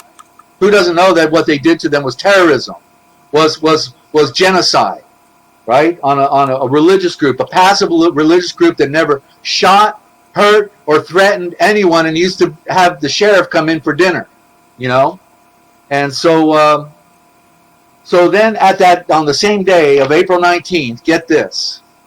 This is a footnote that I'm the only one who's ever mentioned that got it, because I'm paying attention. But on the same day, while the ashes of Waco are smoldering, while there's 100 dead bodies of men, women, and children, and by the way, Delta Force went into the building and put an explosive device on the main strategic bunker. They had a concrete bunker for storing food and stuff, and they put explosives right on the top. They snuck in while the tanks are blowing holes. They put charges right on top of that where the women and the children were, and that exploded at the same time when the fire went off. You know, so they literally made sure that everyone died. Everyone died in that episode, so that nobody could tell the same story about how they were victimized. You know, they got to silence them. And so on the same day when the smoke of Waco, Texas is smoldering and men, women, and children were massacred, just like the Native Americans were massacred repeatedly by the United States government. What part of a massacre don't we get? If they would do it to them, why wouldn't they do it to us, right? When you think about it, how stupid we really are. You know, we think it's God's country. Again, who is God? That's got to be the Pope, you know, because they've been doing it all along. And we call it our country. Isn't it great? Red, white, and blue. Aren't we better than everybody else? Oh, this is God's country. Come on, you know. Freedom, bro. Freedom. So on the same day, when we have 100 men, women, and children smoldering, bleeding to death, we have Bill Clinton in Washington, D.C. at a special memorial dedication. And in the crowd are all of the Jewish society. And what Bill Clinton is dedicating to this Jewish society is a Holocaust museum memorial, where when Bill Clinton is giving his speech, says, this, talking about Holocaust, will never happen to you again. Want to talk about symbolism? That's quite a bit of symbolism. Wow. You see, if you can read the picture, it means you're gonna never have to do a phony kill your own brothers and sisters to make yourself look like the victims, because now we're gonna do it to the Christians. And that's what Albert Pike said in the book Morals and Dogma, with their Third World Wars and the Last World War, that they would wage on us. They would kill all the Christians, and they'd use every means, including Islam, to do it. You know, so. Yeah, the truth is stranger than fiction, ladies and gentlemen. And so that's part 2. I can go right into part 3. I'm doing good. And do you see the picture I have up? You have a picture up? Yeah. Let me minimize here. Okay, and while you were talking about Waco, I just brought up a picture of the building. Oh yeah. And Carl Klang did a beautiful song called 17 Little Children. I thought about it too late. I thought I should have grabbed that and played it, you know, because it's such a profound song, you know. Maybe you can find it. Maybe you'll be if you did a search on YouTube for 17 Little Children by Carl Klang, Klang, you'd find it, and you know, we can bring it in if you want to. So, but I'll get back to the presentation in the meantime. Okay. So let me go back to our graphic, and I'm learning this technology with Jesse for the first time today, ladies and gentlemen. So hang in there. It's working. Okay, apparently it's working. So Oklahoma City, Murrow Building, another one. You know, this is when I was still green behind the ears. You know, I was a greenhorn, you know, into this political stuff, because I was always introverted and had no interest in politics. I never voted. Okay, I always knew they were liars. Why would I want to vote for a liar? So I had nothing to do with any of this. But when I saw they were coming for my family, I said, wait a minute, I got to get involved. And so that was my motivation. Because I knew this was real, that these people were psychopaths and they had it in for us. They're liars, and they're partying on us. What do you mean by political party? Let's have a party, right? Let the good times roll for us. We're going to come and get them. So let me just take a sip of my drink here. What's the search? 17 Little Children? 17 Little Children by Carl Klang. K-L-A-N-G. Carl with a C. 17 Little Children. It should be up there. Maybe it's not anymore, but he was a musical genius. So in Oklahoma City, what's interesting is just like with the Titanic, there was a book written about the sinking of the Titan about 4 years before the Titanic set sail. So they write a book with the script in it, right? And people buy the book and think it's, a piece of fiction, and it's really the blueprint for sinking the Titanic. So it's all an open secret. There is no secret. They're telling you what they do. And so the same with Oklahoma City, that the governor's brother, apparently, if I remember the story correctly, the governor of Oklahoma, his brother writes a book about the blowing up of a federal building in Oklahoma City. And of all things, the guy who actually does the bombing is called McVeigh in the book. And then we've got a real life story, and who is more than a patsy. He's not a patsy. He's a secret military operative. He's special forces. He wanted to be special forces. They said, okay, you're going to resign and you're going to be working covertly for us in the civilian sector. And that's what McVeigh was. So the bottom line in this story is, there was no truck that blew up in front of the Murrow building. It was proven by an ex-military guy, a colonel of some sorts. I can't remember his name now. But he pointed out that they tied charges onto the columns of the building, the federal Murrow building, because this was an inside explosion that blew out, and there was never a crater outside where supposedly the truck was parked, but it wasn't. It was driven away, but they create the narrative since they control the pictures, right? But that's why they had to evacuate the building at one point. They said, there's more charges. So everybody runs out. Then the news media were told, don't you mention that again. They're doing the live program, and they're told on the side, because, we learned that later. They were told, don't talk about that again. So they never talked about the charges in the building. But what it shows you is that they're willing to kill their own. Because in the nursery, were the children of the people that worked in the federal building, you see. And so a book was written about it, so McVeigh, he is just part of the script. And what happens, he gets arrested, but he's still a military operative. They say, don't worry, Tim, when you get out of here, when they do the injection, we're gonna give you new life, okay? And so literally when he's on the gurney getting the lethal injection, one of the reporters said, and I think they may have done it on purpose because they want to give everybody else a high sign, that like Hitler, do your dirty work, but in the end, we'll use a dummy and burn his body up so nobody can identify it, but you go to South America through the Vatican Underground, So the same with McVeigh. They say, you do this for us and we'll get you out at the end. Don't worry about it. And so this woman reporter, when she's supposedly witnessing the lethal injection, says, I never knew when you die, you still breathe. So he was still breathing on the gurney when they, gave him the injection and they rolled him away. So that was the lady, whether she said it sincerely or it was to let other people know the high sign. You work for us and we'll get you out the back door. Don't worry about it. But that's what happened. So McVeigh, I'm convinced, is alive and well today. And it's just an amazing psychopathic world we have, ladies and gentlemen. It's a science. Like I really wanted to go here. Like I really wanted to become a political activist where, I'm now a targeted individual myself because I know too much.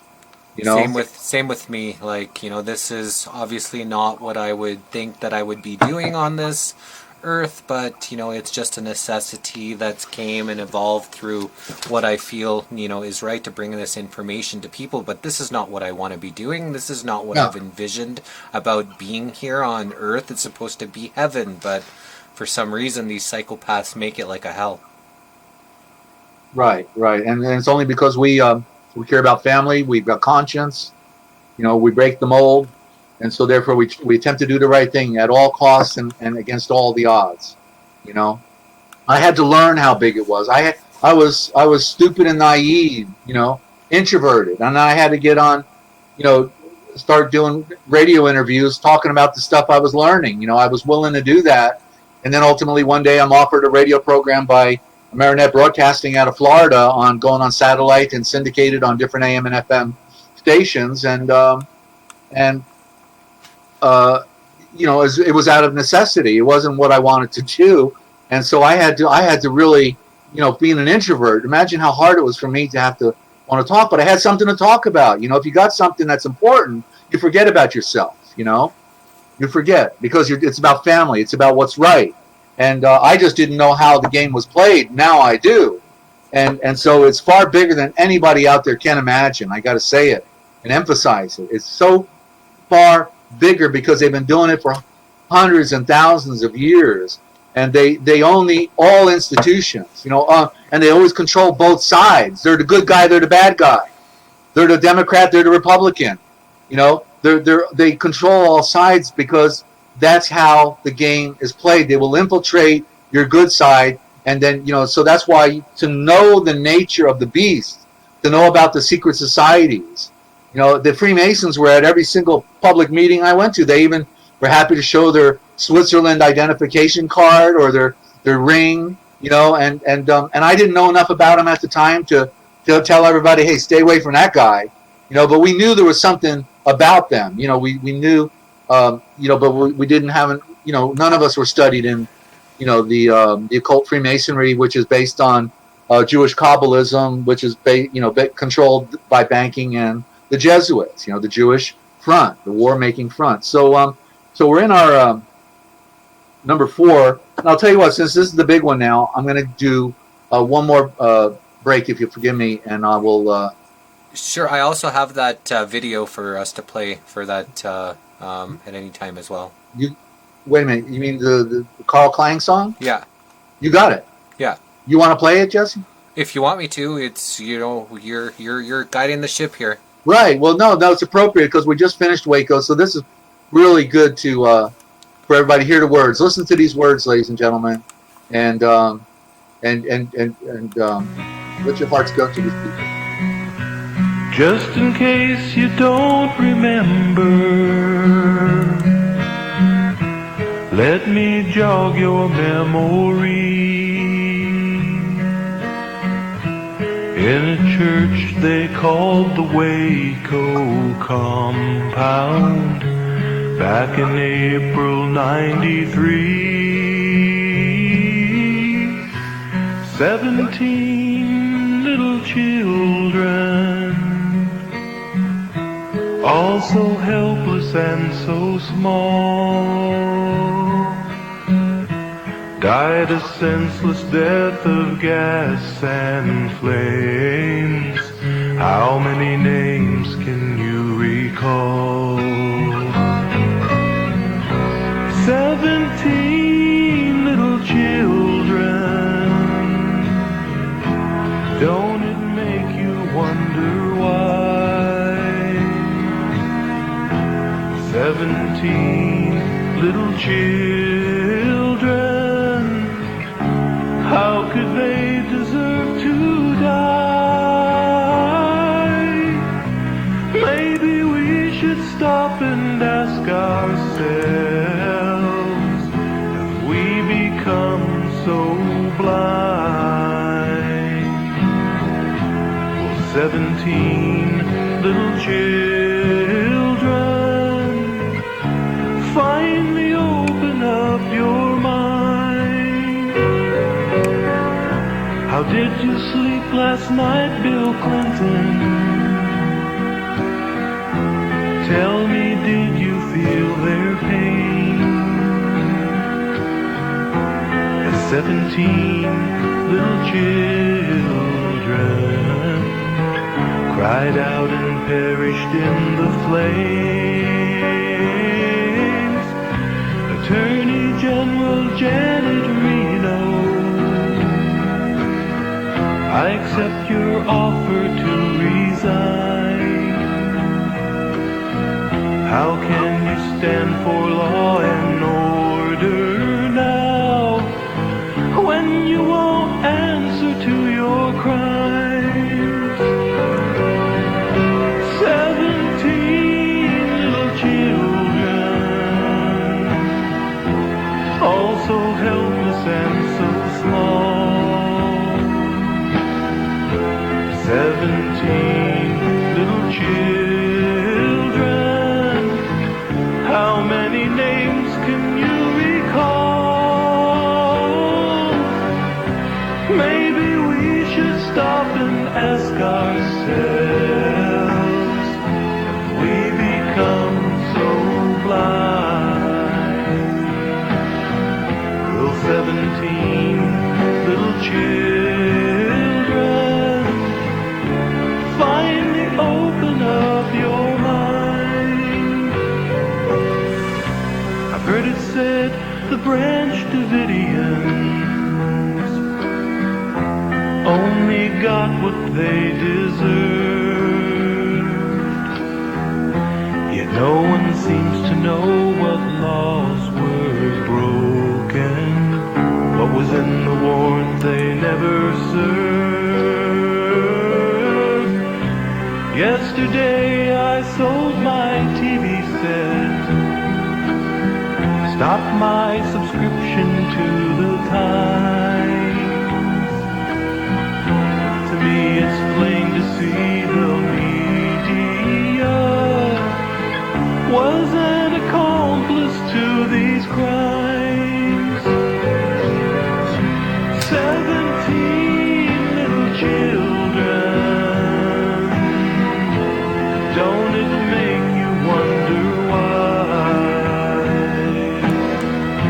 17 little children, how could they deserve to die?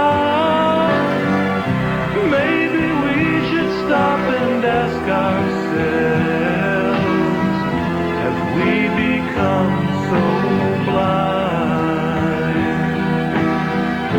Will 17 little children finally open up your mind? Open up your mind.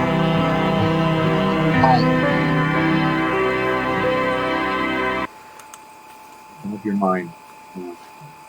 That guy, Carl Klein, he produced several albums of long-playing ballads. He's worth checking out if you can find his audios on the internet. Support a guy that suffers from depression and post-traumatic stress disorder.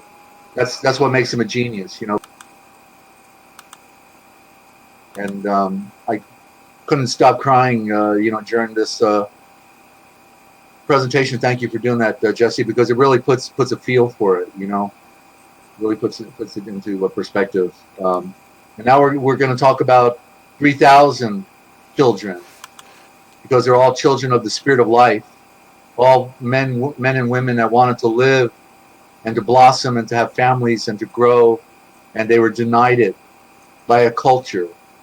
I saw that lady put up that last comment there. She said the sick culture, and that's what happens, when you take the blood oaths and you subscribe to a secret society that gives you all the perks and privileges that anybody could ever imagine. You can get away with murder, you get all the free food you want, all the sex and entertainment and drugs. They're the ones who are dealing the drugs, and so this is where I'm saying that people have no idea how the game is really played. That it's a criminal. In other words, to put a little bit of picture on it before I get into the remaining presentation here. The first what do they call them back then? The gangsters, the mafia in America, right, in Chicago, back in the 1800s. Sir? Lucky Luciano, Meyer Lansky. Yeah, Al Capone and all of them. They in the 1800s, the very first mafia in America were called the Young Turks, and they're all were Jewish. They were Jewish. They get away with murder because they're protected by the organization.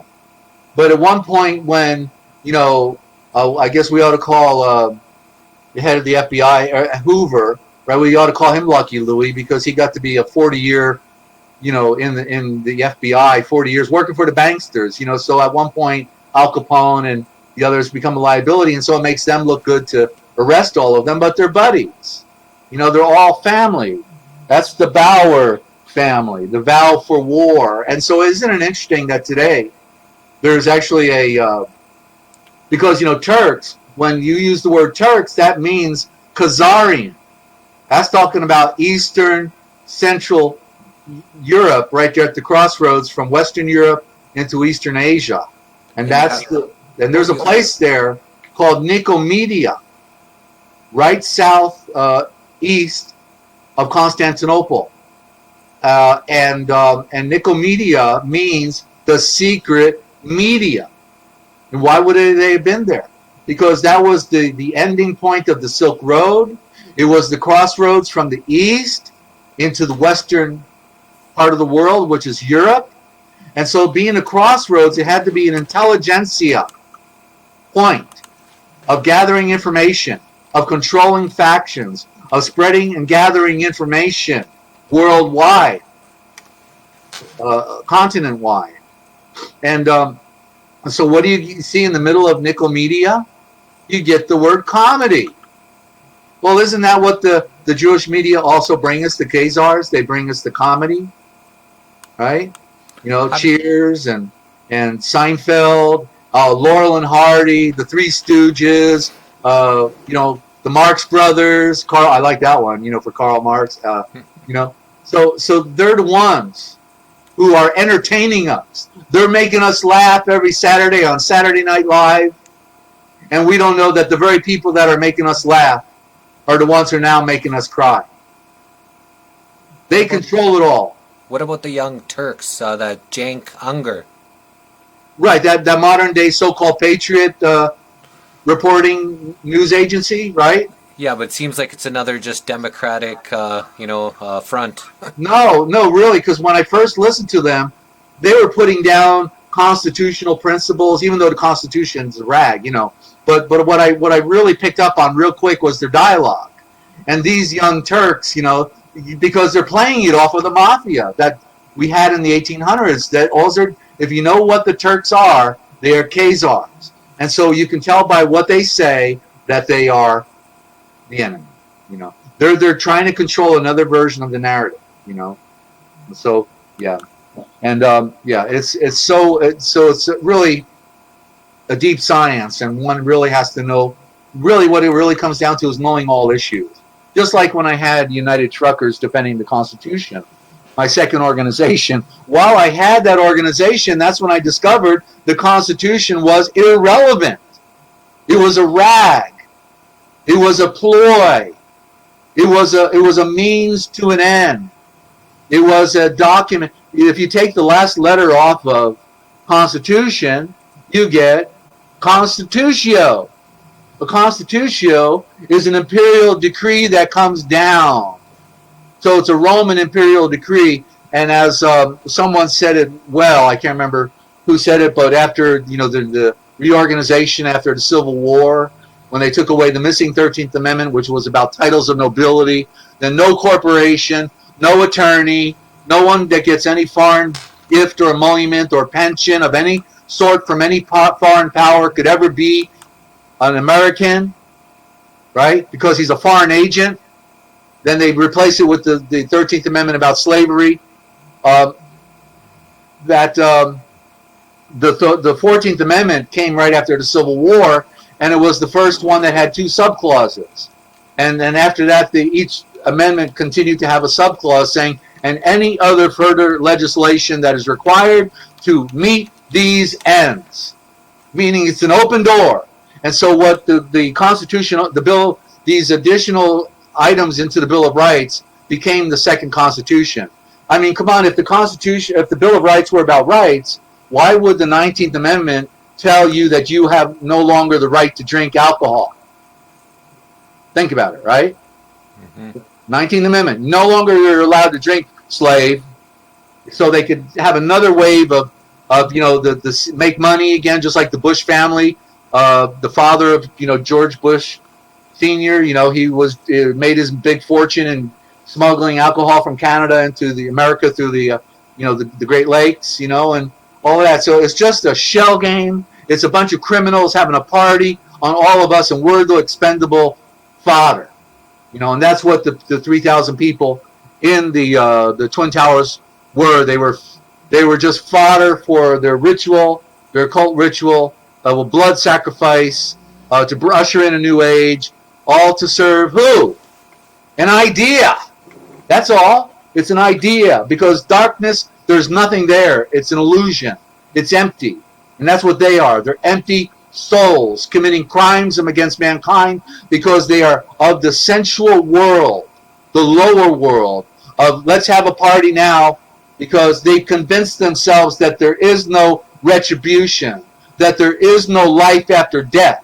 That's what they've convinced themselves of, because if they knew what was coming to them by the great Father of Light that made us all, they'd be shaking in their boots right now, because they have waged war against the Father of Light. They have waged war against his offspring, against his creation, and they are now even destroying the world with all their aerosol spraying and burning up the forest.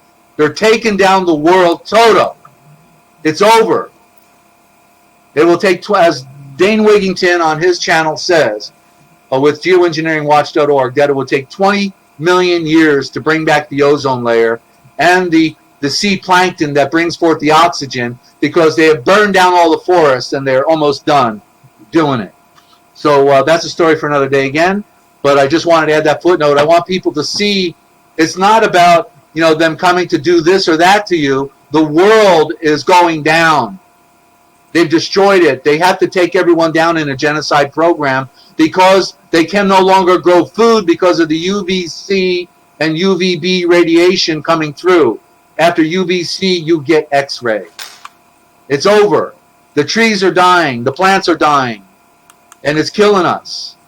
And so that's a story for another day, but it explains everything else that they're doing.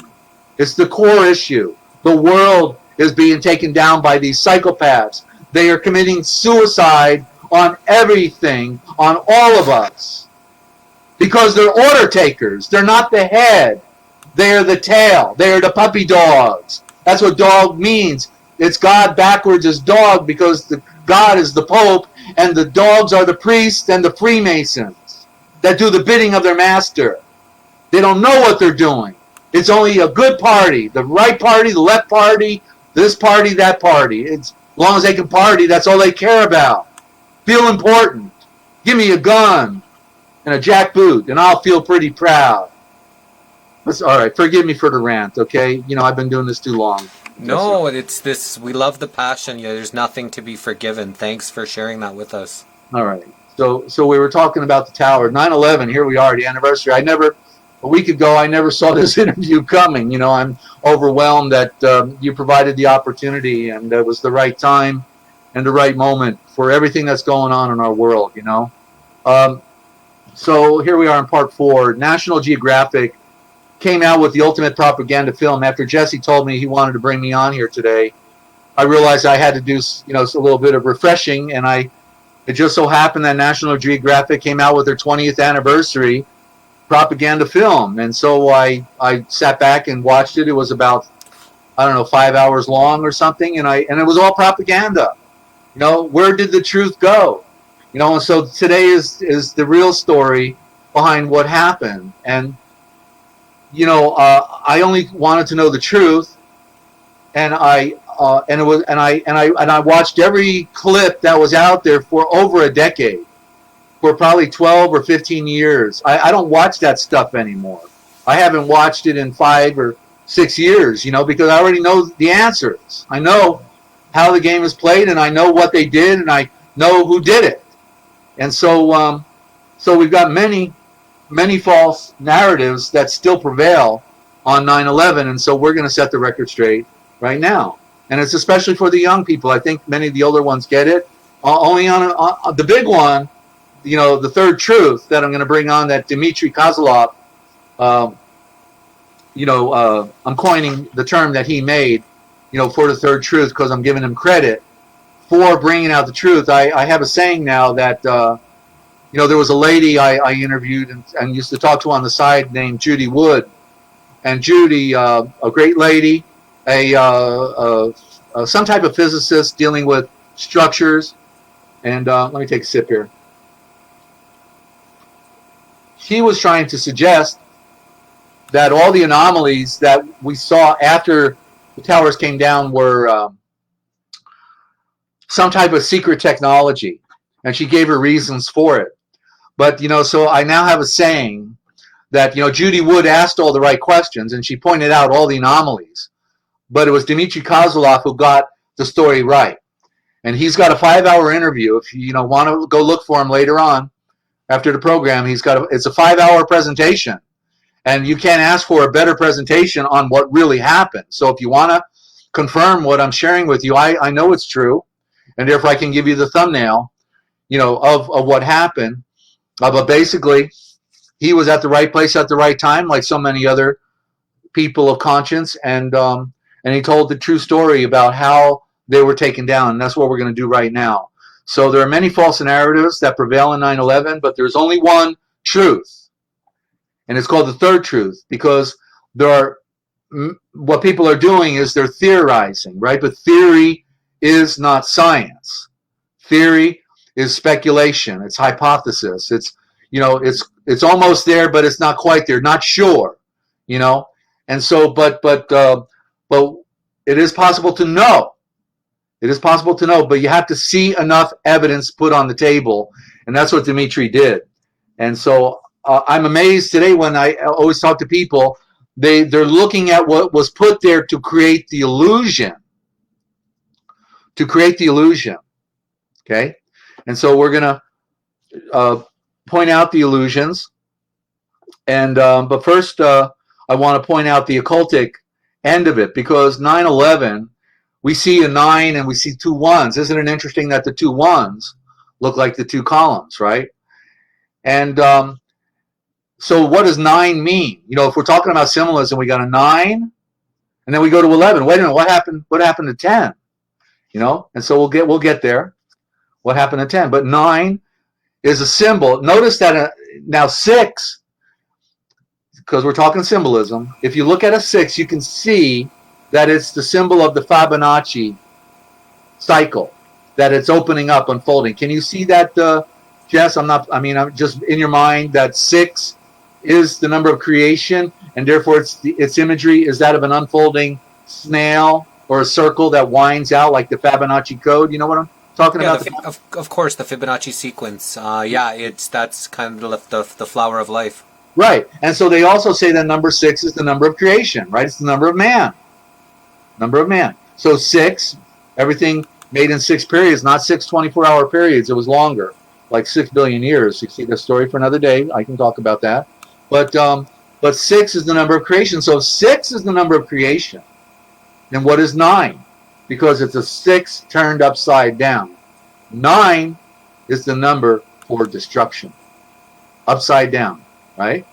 And so 10 is judgment, and 11 begins a new age. You got a new 1. 1 1. It's a 10 and a 1.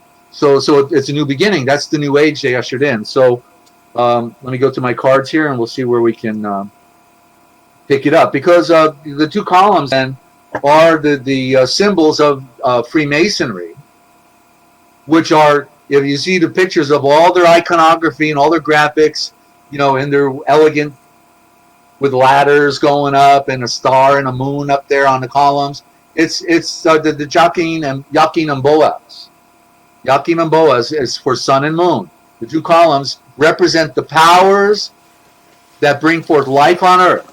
The two powers are the two columns, sun and moon, that come together to create life on earth, okay? And so Farrar Fenton, who gave us the Farrar Fenton Bible in 1905, is the only one that got it right.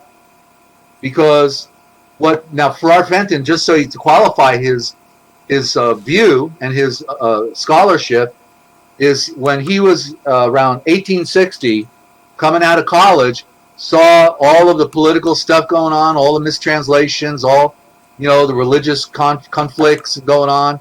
He said, I decided that I was not going to read any English scriptures, and for the next 40 years, he read nothing but the Hebrew, the Greek, and the Aramaic.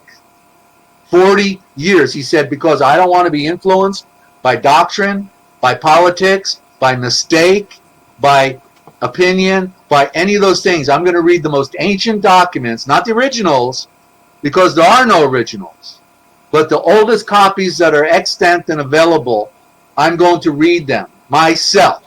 And so after 40 years, interesting, because it took me, over 40 years to get to where I'm at with, the translations I'm doing, and the same for him. 40 years later, he then creates the modern English version, the Farrar Fenton Bible, 1905. You can get a copy from artisanpublishers.com, my friends for 20 years, artisanpublishers.com. Tell them Dezert sent you.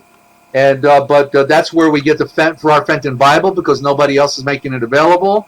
Interesting, because Farrar Fenton, unlike our King James or any of our other modern translations, when we see Israel going through its routines, we hear about idols. Oh, they made idols. Idol this, idol that. But you know what is interesting? In Fenton, it's not about idols. It's about columns.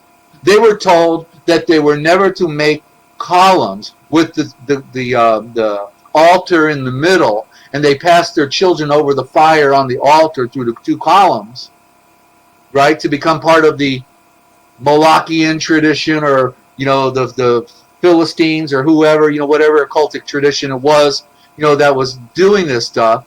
But so Fenton is the only translation that translated it right, because all others are controlled by the beast system. But Fenton was a free thinker. He could see and read for himself, mastered it, became the all-time master. And so the idols in our scriptures are the columns.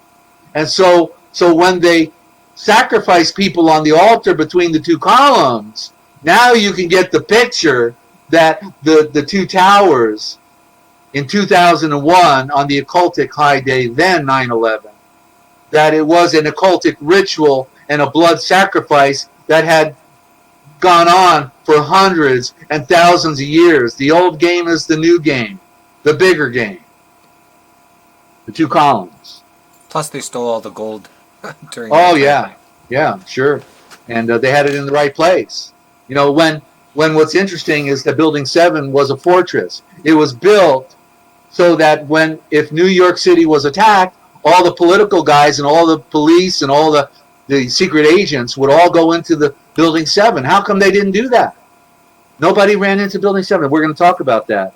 Twin towers, two columns. They are the columns of Baal, B-A-A-L. The two A's represent the two columns, because one A is silent. It's a consonant. The first letter of the alphabet is a consonant. Then the vowel point in the ancient is what they never even wrote. It was breathed. As you read, you use the vowel. So there's a consonant, which is the first letter of the alphabet, A, and then the vowel was spoken. It was the A sound. Otherwise, it was silent. So you got two A's. It's not Baal, it's Baal. So one is silent and one is speaking. And that's your duality. Because whatever is speaking in the world is the liar. And the one that's remaining silent behind the scene is the truth and the Father of light. He lets them do what they do. He lets them get away with what they get away with. Remember, the victims have a day of retribution.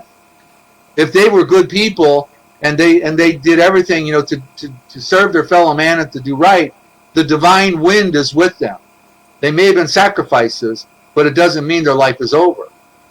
So that's the good news, that no matter what situation we're in, if we've been serving the Father of light and serving our fellow man, the divine justice is in our favor.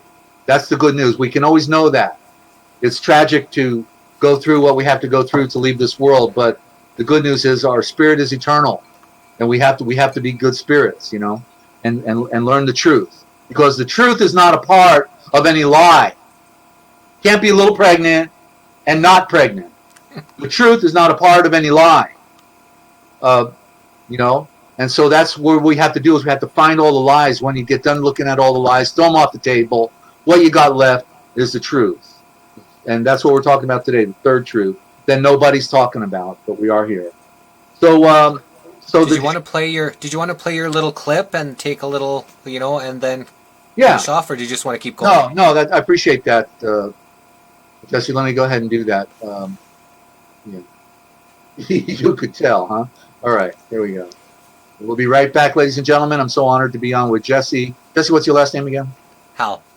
Jesse Hal, on the Missing Link, and for bringing this on today. He's a noble gentleman, and I'm honored to say I'm 25% Canadian. So hey, I've got my foot in the fire here today with Jesse. So we'll be right back. Don't go away.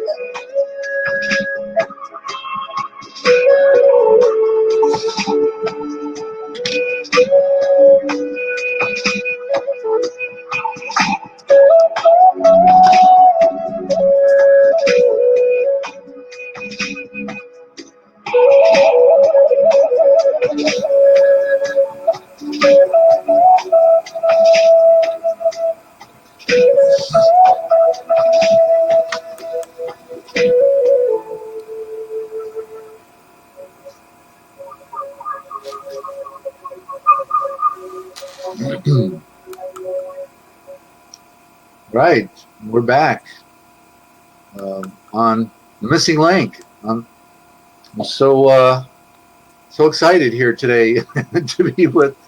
Nobody calls me, Jesse. You know, my phone never rings. Nobody wants to talk to me anymore because you know, when you learn the truth, you find yourself very alone. Or the axiom was, you'll know the truth and it will make you an exile. You know, or something like that.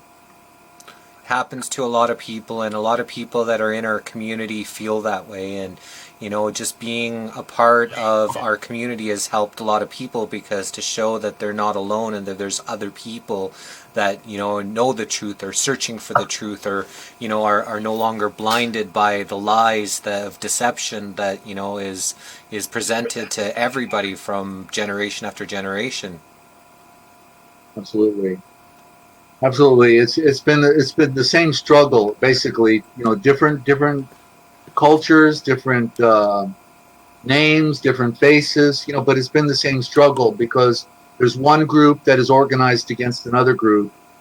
And when we get into the forbidden history on another broadcast, we'll you know, because it is in the words again, and the words are road signs to history. And so when you know the meaning of words, that really helps. So we'll go there one day. And so what we're really talking about here in this takedown of the columns. Remember, let's look at columns again.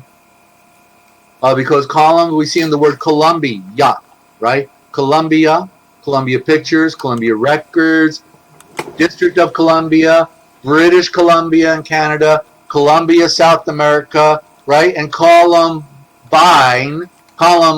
where the shooting occurred, right?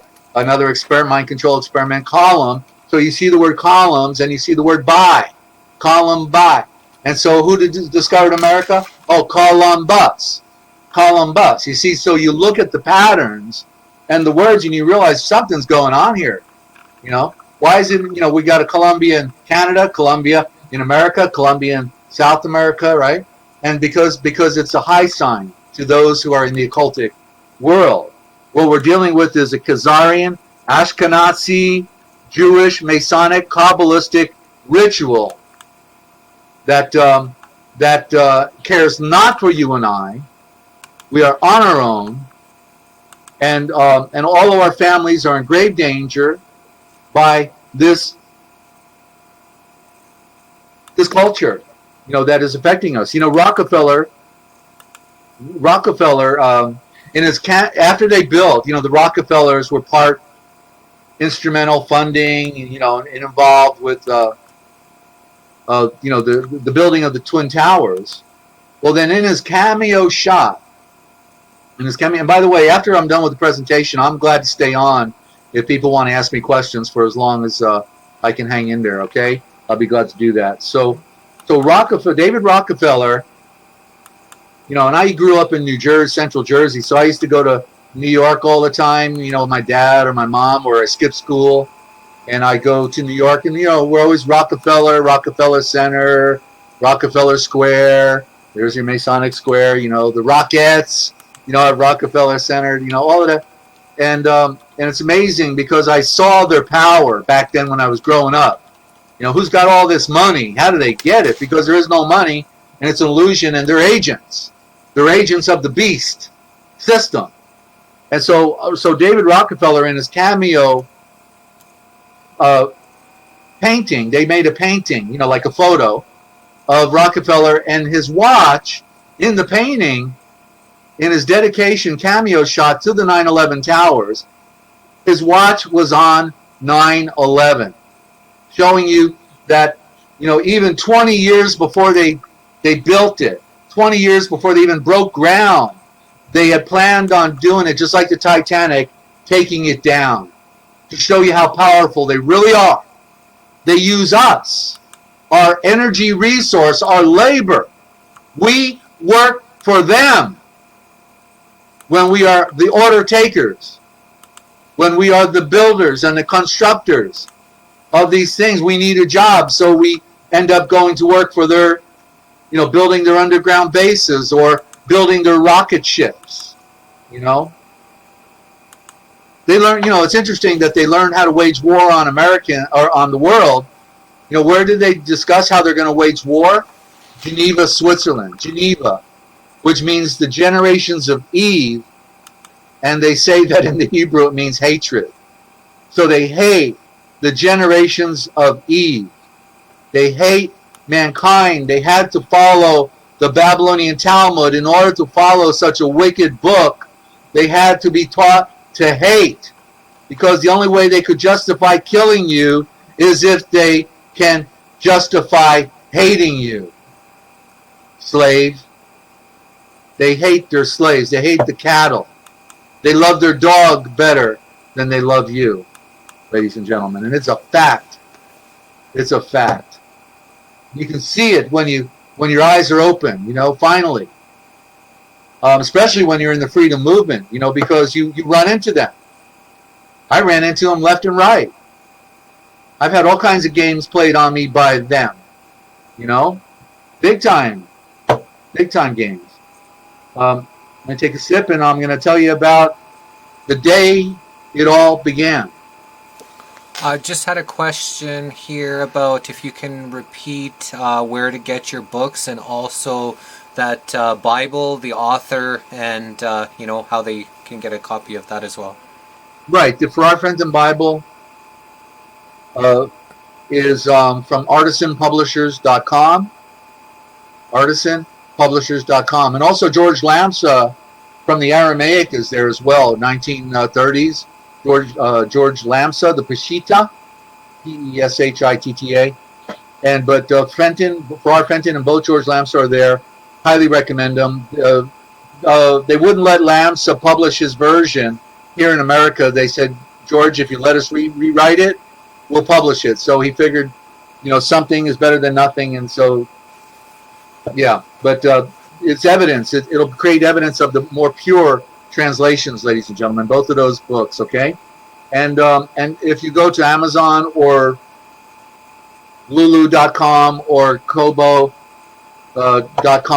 any one of those venues, search for A. Micah Hill Desert Owl, okay? A. Micah Hill Desert Owl, and that will bring you, all of the books should come up, okay? So check it out. And if anybody doesn't have, the money to buy these books, because we're in a bad situation today and it's getting worse, then if they contact us, I assume our contact information is on your material, on your postings, Jess. If they contact us through email, then we'll, if they can't make a donation, then we'll just give it to them on a PDF, okay? We can give to anybody on a PDF. They just need to contact us, all right?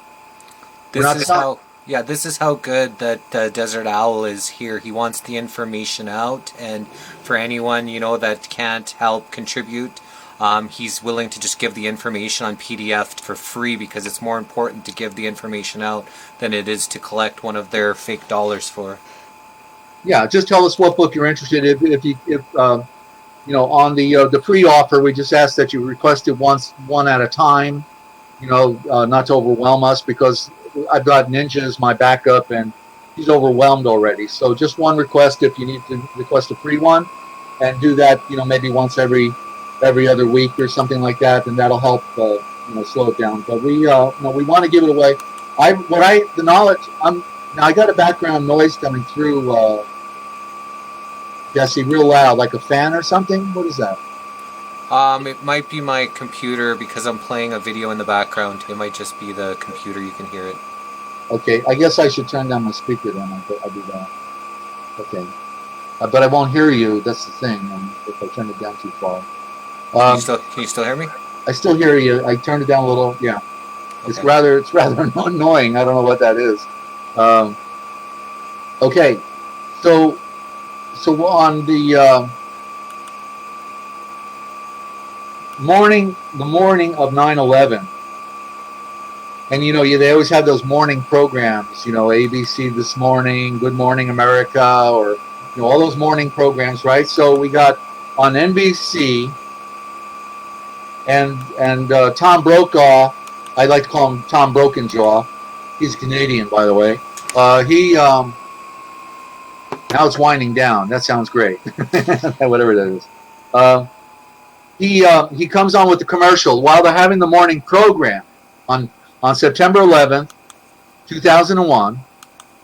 They're having a morning program, and then they go to the commercial. And on the commercial, all of a sudden we hear Tom Brokenjaw. And he says, later this evening, ladies and gentlemen, later this evening, we're having a special presentation, 9/11, when seconds count. And so what he's talking about is like, using the emergency call-in number. They punch 911 on the phone. They get the police come to save us, right? And so they're having a commercial. Later this evening, ladies and gentlemen, we're going to have a special program for you to watch. 9/11, when seconds count. Are you getting it, Jesse? On the day they took it down, it's like a high sign, right? Don't forget, when seconds count, you better get out of there. Right? What a joke, huh? 9/11. 9/11. Are you still there? I'm just making sure. I was just muted my mic because it was loud. Okay, yeah, that helps. That does help. So that was the morning commercial. To remind everybody, don't forget, this is the day. This is the day, ladies and gentlemen. That mute really works good, I guess, Jesse, if you want to use that, because I don't know why that's gotten so loud all of a sudden. Thank you. And so what we're dealing with, ladies and gentlemen, is not a loose-knit bunch of cavalier cowboys or something, but what we're talking about is the most sophisticated and fine-tuned military operation that ever hit the planet. With a mock terrorist scenario. Imagine the day it happens, they have their mock scenario so that they shut off certain channels, right? And then the people, when they're being confronted with, well, was there a hijacking or wasn't there a hijacking? They don't know because they're confused because there's a mock scenario. So they turn down NORAD. They turn it off for the quick response, right? Because technically, if there was any hijackings going on or any attack going on, the military would be up in the air in 5 minutes, be able to shoot down anything if it were true. But they don't need to hijack anything because it's the grand illusion. I'm not saying that some planes were not hijacked, because they were. There was no crash in Pennsylvania. Okay, whatever crashed in Pennsylvania was a missile, because there was no airplane there. There was no wreckage, no luggage, no bodies, nothing but a crater and debris of a missile. And but what I learned about that particular flight is it landed in Ohio, and the plane stopped on the tarmac. They had to evacuate the airport terminal so there would be no witnesses. And then when they got the people out of the airplane, they took them somewhere they've never been seen again. They no doubt went to the underground bases because they had to be sacrificed because they were on one of the planes that was supposed to have been shot down. Okay, that's one of the planes. Let me continue here. So what's interesting about the Twin Towers, and we'll be back on the airplanes in a little bit here, about this is that just before all of this happened, a brother of George Bush Jr., the El Presidente, mind-controlled victim that they had to put in a closet every night because he was so stupid, so pathetic, you know, for anybody who can pay attention. Another son of George Bush Sr., I don't remember his name, but he took over security for the Twin Towers just months before all of this occurred. Put two and two together, right? And just before all of this happened, a Jewish billionaire bought up the towers and then cashed in on billions of dollars of profit for this double accident that supposedly occurred. And yeah, so it was his Goldenstein, and when he went on the interview, he did an interview with about all this.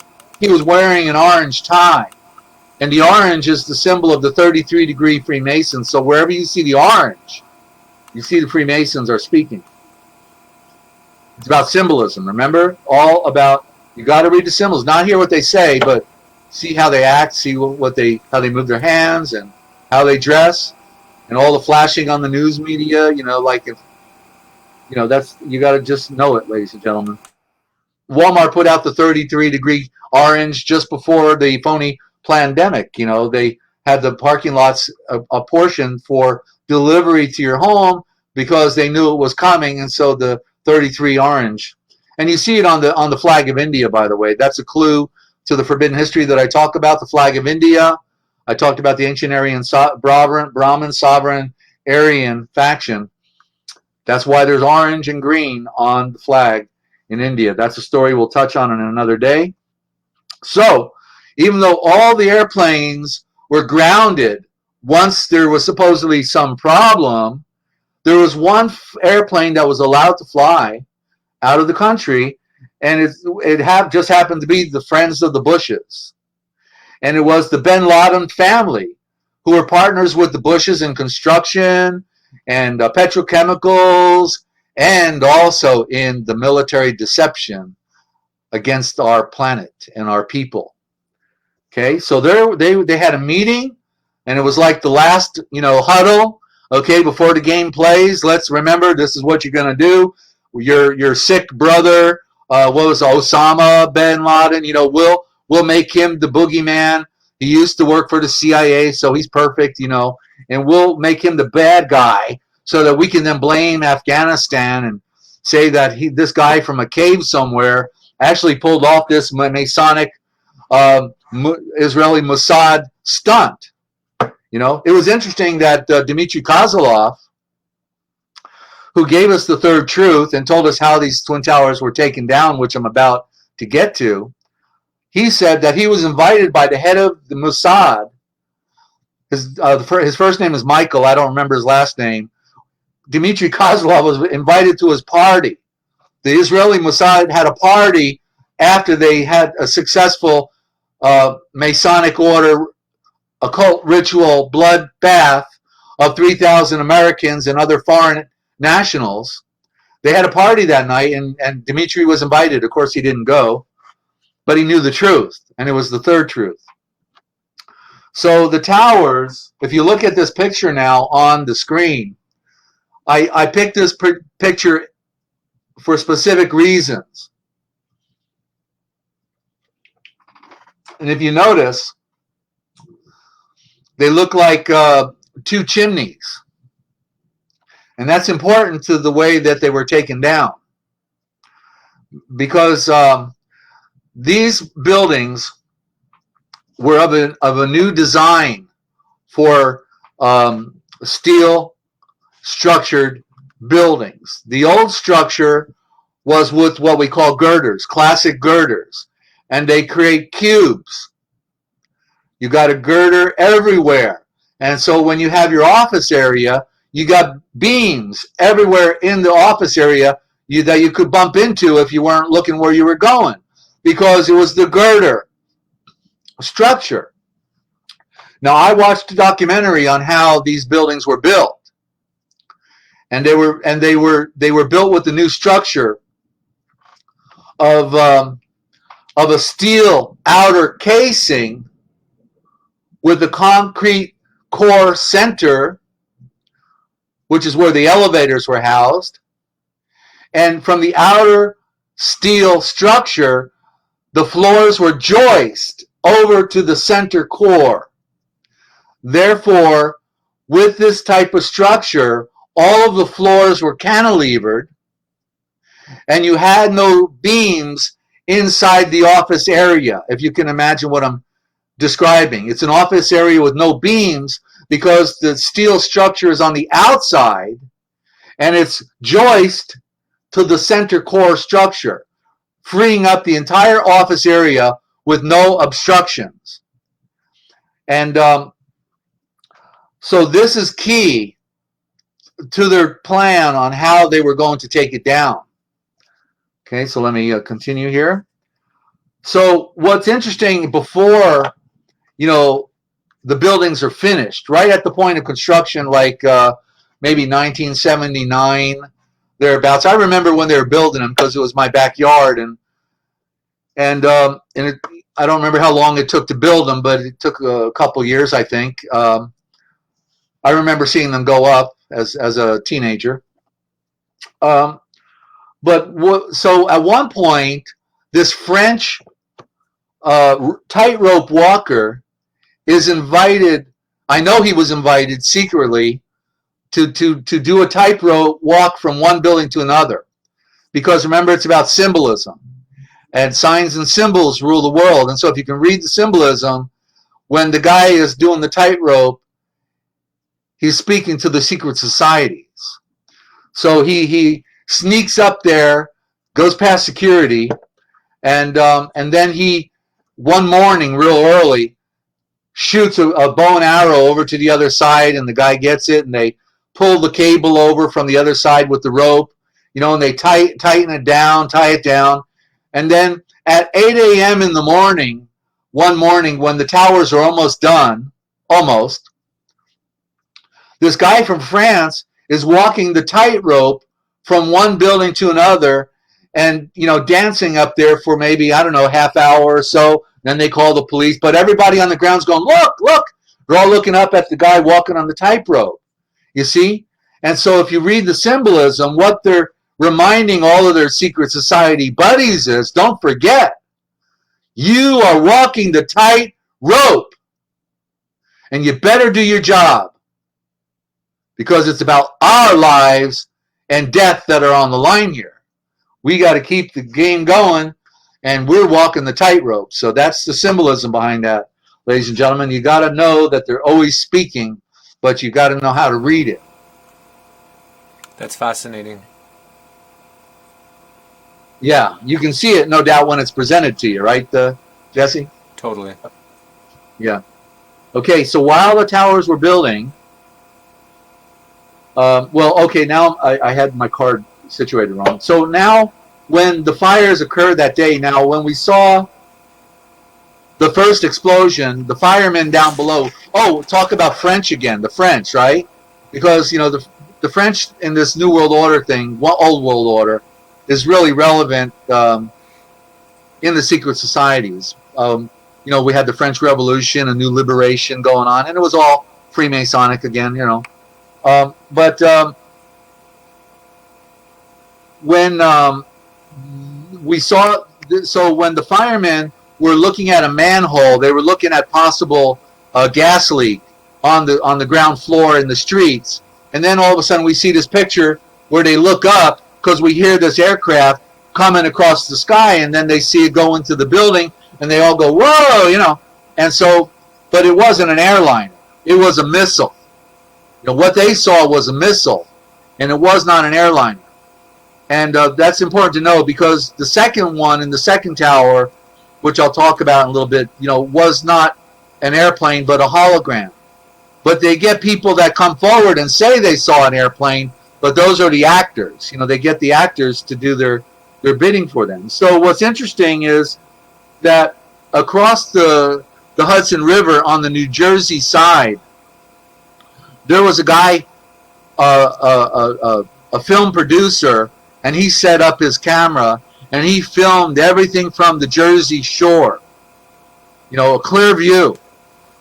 And he made his comments later. He typed them in, and he knew he figured out what was going on, and showed some key things like with helicopters when they were going over, that are connected with what I'm about to share about how they were really taken down. But what's interesting, he's listening to the radio. And remember, I talked about number 10 earlier. I said, where did the 10 go? Right? 9/11. We got 9, and then we get 11. Well, wait a minute. What happened to 10, right?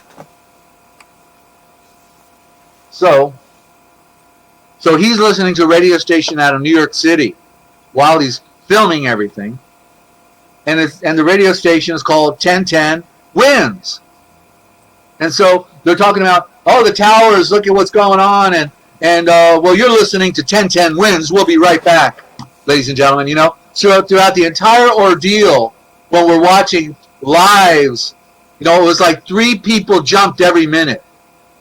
If I remember the numbers right, it was like 1,500 people, some enormous number, fell to the ground.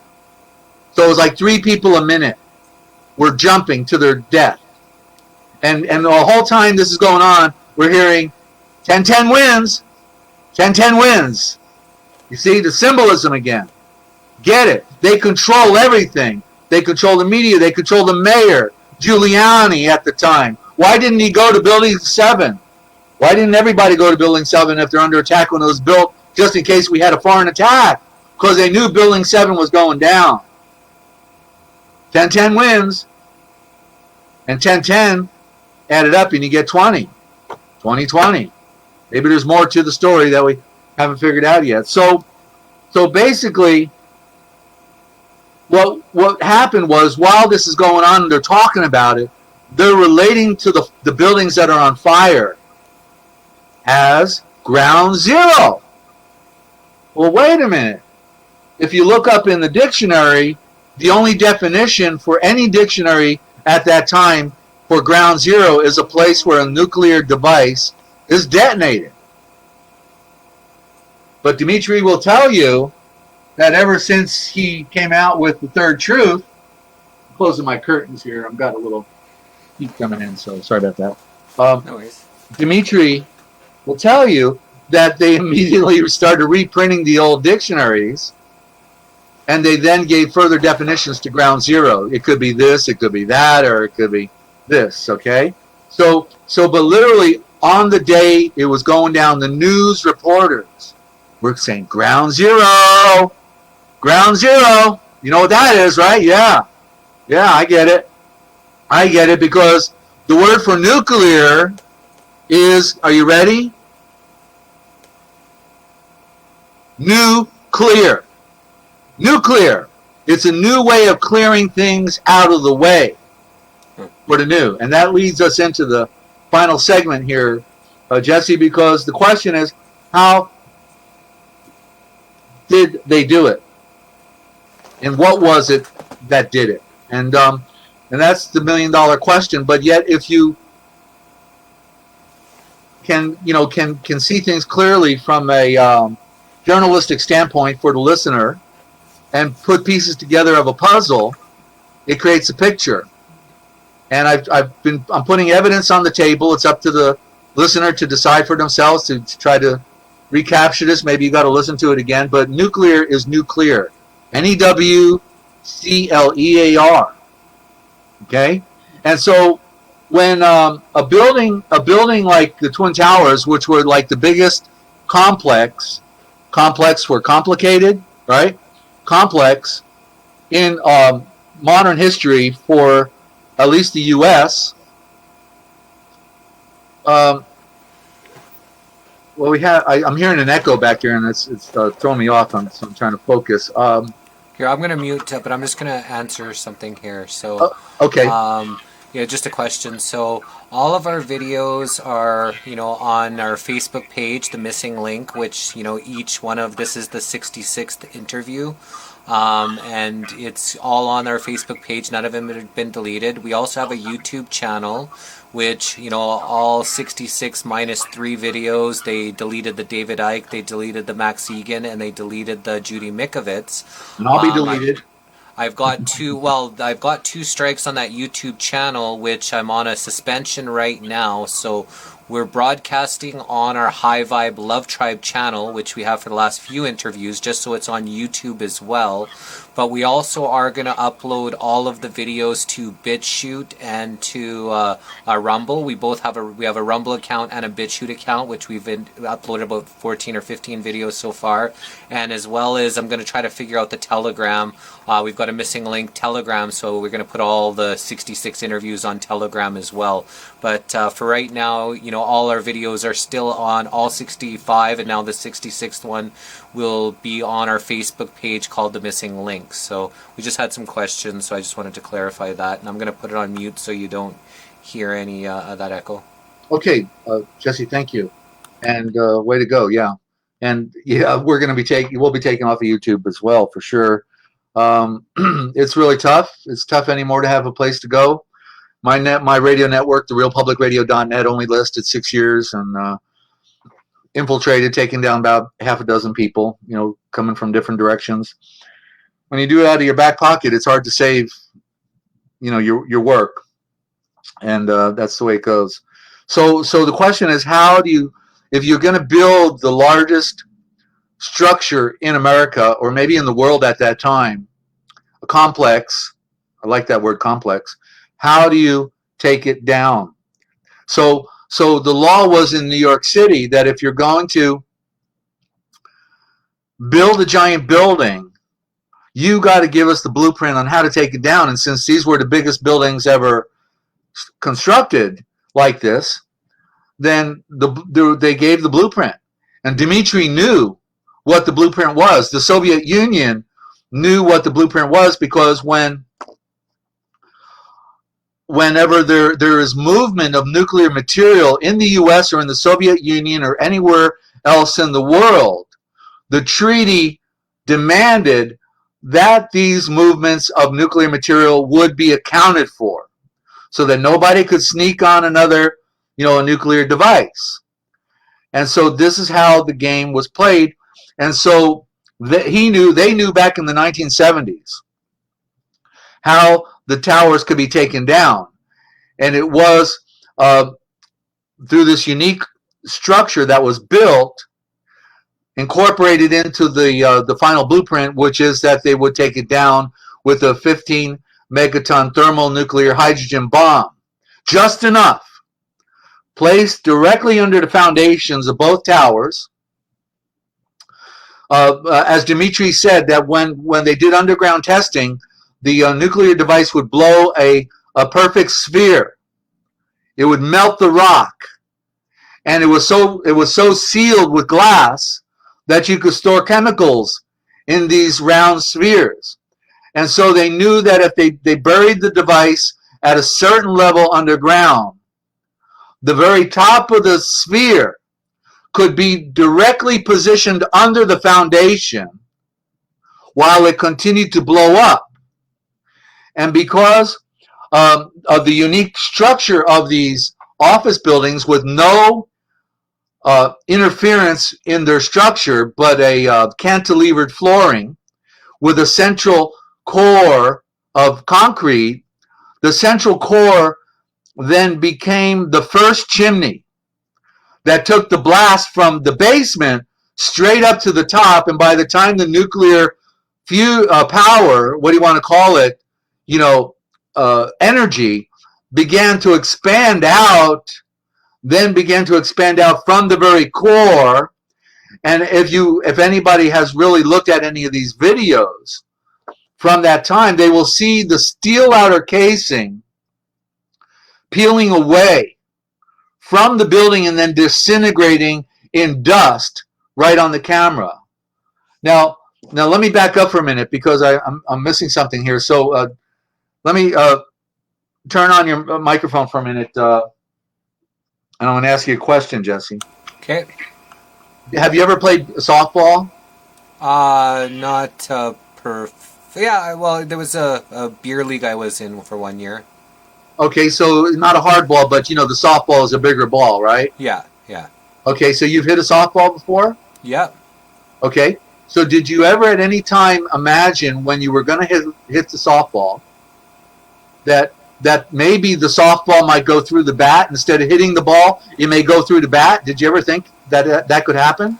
No. Never crossed your mind, right? No. Okay, but yet they've convinced everybody that an airliner with aluminum wings and a plastic nose and aluminum fuselage, right, was going to go ahead and penetrate 2 layers of constructed steel, each layer 2.5 inches thick, and it created a cube. It created a square. So you had lengthy 2.5-inch steel backed by 2.5-inch steel flat. So you had 2 flat and 1 on each side, creating a cube. So literally 5 inches of steel. So how can anybody imagine that an aluminum airplane could penetrate, a tin can could penetrate steel? Impossible. And what happened, and it was well established that there were crews coming in late at night with the Bush administration as the policing agent, and they strategically laid charges on different floors so that when the hologram, which is what really occurred in the second explosion, the hologram came through into the building, and you can't miss it now that you know it if you go back and look. Okay, that they strategically placed charges in the building to make it look like an airplane went through. Even the wings, if anything ever could penetrate, it would only be the core of the airplane, right? If it could do it, but yet they even made the blast so it looked like the wings went through. That's the grand deception, ladies and gentlemen, because what they did is they created a scenario so you think it's one thing when it's another thing. And even the metal pouring out of the building on a couple corners, there was like molten steel, pouring out of the building, and then people got into the argument that no, it was really thermite, it wasn't nuclear, or nobody even talks about nuclear, right? They were saying it wasn't demolition, like the way they do demolition, but it was the thermite. But yet, if it were thermite, you'd have to have it on every floor and every part of the building, and the building would melt because thermite melts the building. But this building turned into dust. The only thing that remained was paper. For some reason, it didn't kill paper, but all the anomalies that occurred on the ground. One guy fell from the 50th floor, and he floated down. In the documentary that I watched by National Geographic, one lady actually on the documentary said she saw people flying through the air. And that's what a couple people said. They were picked up and moved by this kinetic energy that was coming through. But the bottom line is, if you had a 110-story building collapse, right? If it collapsed, you would at least have 33 or 30 floors of rubble, at least 10 stories of rubble. But what we had left after all the dust was cleared was nothing less than a half a story of rubble. So where did it go? Well, it was no different than Hiroshima and Nagasaki, that even people's bodies were disintegrated and their image was left on the face of a wall in Nagasaki and Hiroshima. But those who were near ground zero were disintegrated. The buildings, the people, everything disintegrated. Except for the passport. Go ahead, Jesse, I'm sorry. Except for the passport. Oh, yeah, except for the passport, right, yeah. Who was that guy's name? His name is a code, by the way, that guy's name, whatever, I can't remember it off the top of my head right now. One of the supposed hijackers' passport was, just found in all the disintegrated rubble. Yeah, and all that fire, right, and all that. Yeah. So anyway, continuing here. So what we had. So when I was watching this the first time, the day it happened, I learned about it right as it happened. I was listening to a guy on shortwave radio I used to listen to, and he says, "Hey, the tower just been hit, so go check it out." And I turned it on. I watched the whole thing, and what we had at one point, because this was a Masonic ritual, because this was a Kabbalistic banking ritual, occult ritual, the Masons and all the key people knew what was going on. In fact, the Jews didn't go into the building that day except for the patsies, those who fall victim and are not in the inner core, because not all Jews are part of the conspiracy. They're not all bad people. I've got some good friends that are the Jewish culture. They're good people. It's an elite. They've enslaved all of mankind. It's Aryan. I'm Aryan. They've enslaved me with the birth certificate. They, circumcised me when I was born with the knife, out of their hospitallers. Then the Knights Templars hospitallers, put two and two together. So what happened was, because the Masons didn't want to kill all their firemen, at one point they strategically located them at a gathering point. And then while the buildings are burning and people are jumping, instead of running to the building to help as much as they could to put out the fire, they lined them up in a military columns. And it was like 20 people across and 20 columns deep, and they started marching them in a slow death march towards the columns. And because they knew that the columns were going to come down before they could get there. So that's how they saved a lot of the firemen. They lined them up and got them to march like in a death march, like they were going to their death. And so it was a ritual. And I picked up on that right away. It's like, okay, people are dying and jumping, and they're over there going to crawl, walk over there like they're in a death march. So that's what it was. It was a Masonic ritual. And don't you know, it's ironic that it was a Masonic ritual, and then when there was the memorial parade for all those who died, you got the Scottish Rite bagpipes playing at the front of the parade. And wherever you hear the bagpipes, you hear the Scottish Rite. You see? So it was a Scottish Rite ritual, and that goes into Jewish banking and Kabbalism, all under the Jesuit control. It's a secret military. The real military is the secret military. Missions, as they set up missions in California and other parts of the world, the religious mission. Mission is a military code word. What do they call war? They call war theater. Theater, because it's a stage. They put dog tags on because dog is God backwards, because they do what their God tells them to do. They're the dogs. They're the priests of war. So what Dimitri proved out in his 5-hour presentation, he shows from one building, there's a camera that they captured. And you see the ground shaking. The ground shakes. And then in 10 seconds after the camera shakes violently, in 10 seconds, the building collapses, because that was the underground detonation. And then the charge goes straight up through the building and then blows out in that dustification that Judy Wood talked about, And so then you see the steel falling away from the building and disintegrating right before your eyes. If people haven't seen it, you need to look for it if it's still there. A lot of these videos have been taken down now. But these were all the things that you could see.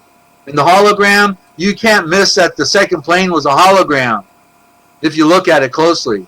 Several ways of looking at it. We have the name of in the picture of up on the screen of the passport guy. Satam al-Suqami. Okay, then I'm thinking of the other guy that hijacked it. It's another name, but it was on the tip of my tongue. Atla. I want to say Atla.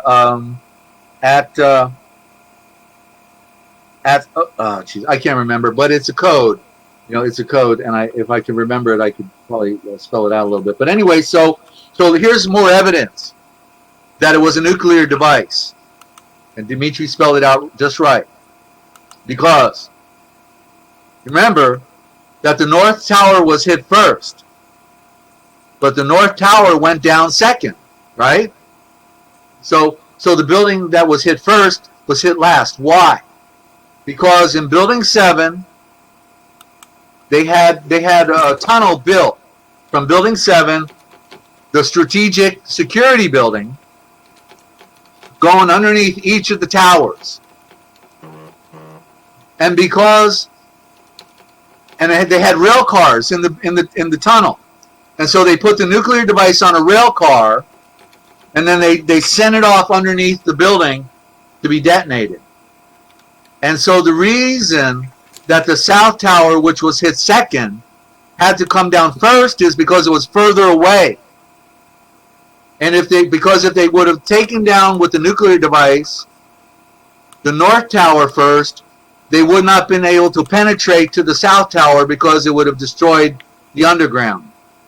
And that's why the tower that was hit last went down first. And then what happened? They then had to destroy the evidence. And to destroy the evidence, they took down Building 7. And so, but we got him red-handed in Building 7 because there was a journalist who went in with his camera. And it was all the dust, all the paper, right? Nobody there, the alarm going off, beep, beep, beep, beep, beep, right? And so he goes in the building, he goes up the escalator in Building 7, and there's an officer up there, in a blue uniform. And this guy's doing a documentary, right? So he says, are they abandoning the buildings? Yeah, you got to get out. You got to go to the building. It's not safe. And, and so he says, okay, well, so who are you and who do you work for? And he goes, well, and he got put on the spot, and all of a sudden, so he didn't know what to do. So he goes, well, I'm John Bigelow, and I'm with such and such agency. And so the guy told the truth. And so when the journalist went back to his office and he looked up the agency, the guy that he was talking to was the only agency in America that was allowed to transport nuclear material. Wow. Yeah.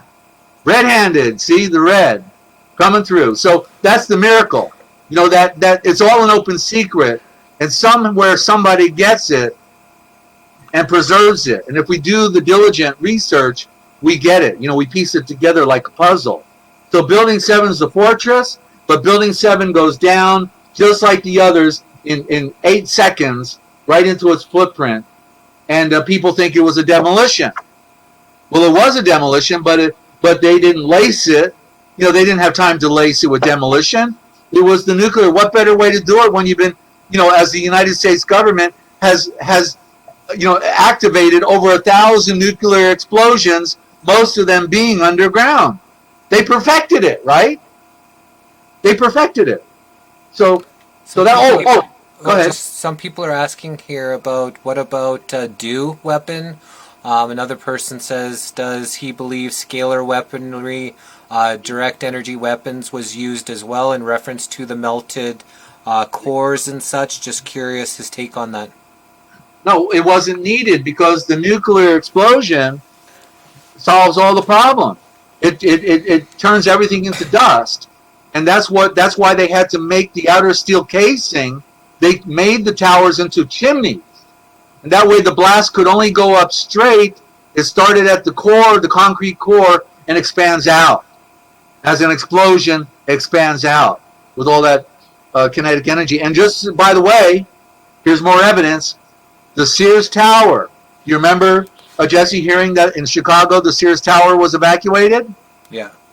The reason is because the Sears Tower was the only other building that was built exactly like the Twin Towers, with an outer steel core casing and a blueprint to take it down with a nuclear device. The owners got scared.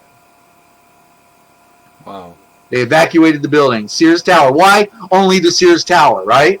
Mm-hmm. You see? And so two and two together. And so clean up, to hear more evidence, to clean up the people who would go there to, look for rescue and try to pull all the material out. Their steel-toed boots at the end of the day were melting. Nuclear. All the people that worked on the pile, the dogs, the officers, all dying of cancer. Because on a nuclear field, you can't even go there for 2 weeks. Can't even go there for 2 weeks. And after that, you got to go there with protection. They went there within hours of it going down. And so all these people are pretty well dead today, or got cancer, leukemia, or whatever. So on the streets, go ahead. I'm sorry. Do you? Oh no, it was Mohammed Atta was the name of the guy. Yeah, there it is. Atta, because it's, you see ATTA, forward and backwards. It's an anagram, and the AT is the symbol of the alphabet. Alpha and tau. The last original letter of the alphabet is the tau, and so it's from beginning to end, from end to beginning. You see, it's a metaphor. So Atta, his name became a metaphor for the takedown and the creation of the new. Atta. That's a code. So you got to know the etymologies like I do to know that's right in your face. Remember I said at the beginning, when I got into the political activism, I was amazed to find out that everything they were talking about, the names of people and everything else, was a symbolism, So on the streets, when they're doing interviews with people, with the news people, they've got actors. And so the actor, like one actor goes, oh yeah, the plane, I saw the plane hit the building, and then because of the fire, the steel structure couldn't handle it and the whole building collapsed. The guy, green on the street, and he's going to give the whole analysis, right? Whole analysis, some greenhorn, but what does that do? It puts it in the mind of people. Oh yeah, that's what happened. Oh yeah, Afghanistan's Osama bin Laden in a cave. Friends of Bush. Makes it plausible. Yeah. So so the truth is stranger than fiction, ladies and gentlemen. It is indeed stranger than fiction. And so you got the third truth. What you do with it is your business. Okay, I don't care, but I'm happy to share today what's most clear to me and was important for me to know to answer my questions about what really happened on that day. So be safe, and I'm willing to answer any questions. But we're all in trouble, and we're not safe. Our families are not safe. Our little ones are not safe. And I can't say that there's anything we can do to stop this serpent cult. But at least I want to know how they're playing their game, so I can be prepared, and maybe I can help people to survive as long as possible while they play their games on mankind. Well, so these are some of the questions that we've had. We have a real good friend in Australia. It's now, I think, like 5 a.m. there or something, so he's asleep by now. But he was asking earlier, in Australia, they've been really locked down, and it's gotten worse. They say things are even going to get worse and in the next couple weeks for severe lockdowns. Is there anything that they can do in Australia? Yeah, and Jesse, I think I need one more. I've got one more break available. Sure. Of course. Let's do that, and then we'll get to some questions. Yeah, that'll help me out. So let me do that. I'm feeling it, and so don't go away, ladies and gentlemen. We'll be right back. And thanks to Jesse Howell on The Missing Link. You heard it here first. If not, you're hearing it again. So we'll be right back.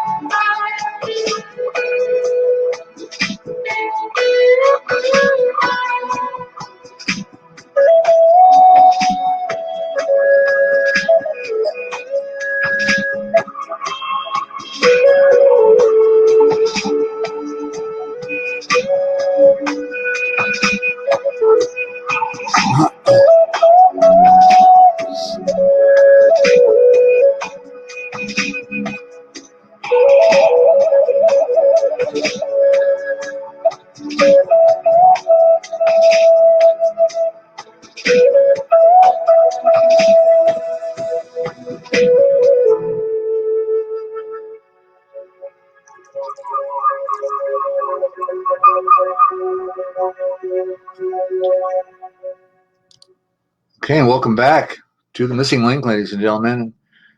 And let me turn this back on. I'm learning the tricks on the Missing Link as well here. And I guess I'm a co-host today. And thanks to Jesse, he's very easy to work with and love his spirit. I know I'm working with the True Blue brother out there today. And by the way, if anybody wants to know our channel, you know, where they can always ask questions and join us, I have a program called Ask Desert Owl. Okay, it's on Ninja Cat. You'll see a cat on the logo on the YouTube channel. Ask Desert Owl. That'll get you there. And feel free to check us out. We've got actually 4 other channels: the Cosmic Essence, the Asia Vortex, just like it sounds. Asia Vortex, 2 words, and then the Forbidden History Archive.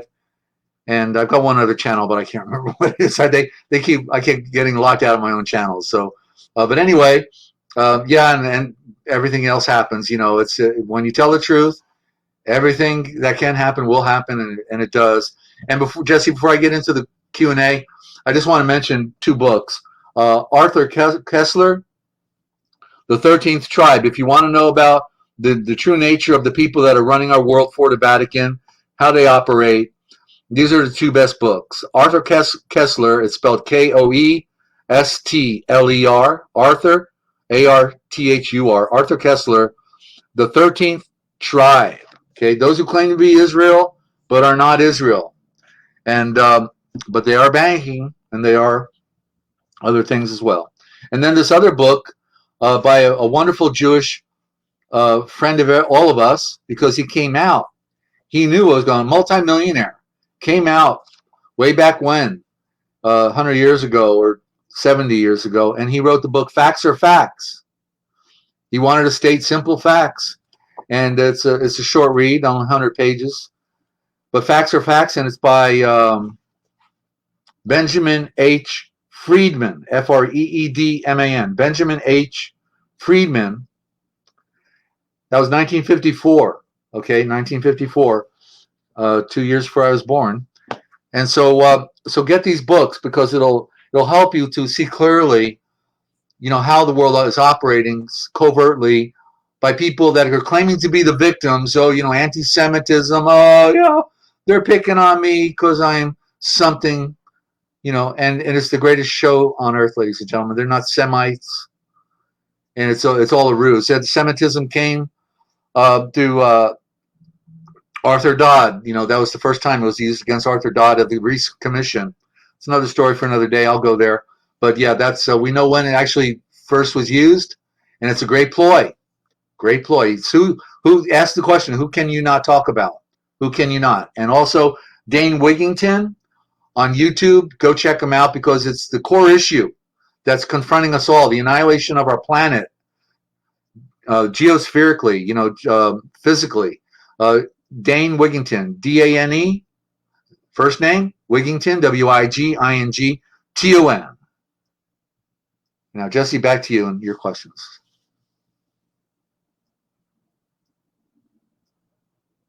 You're muted out. Mike is muted. Okay, just wanted to let everybody know. Again, we were blocked off our YouTube channel for 2 weeks because of the Judy Mikovits interview.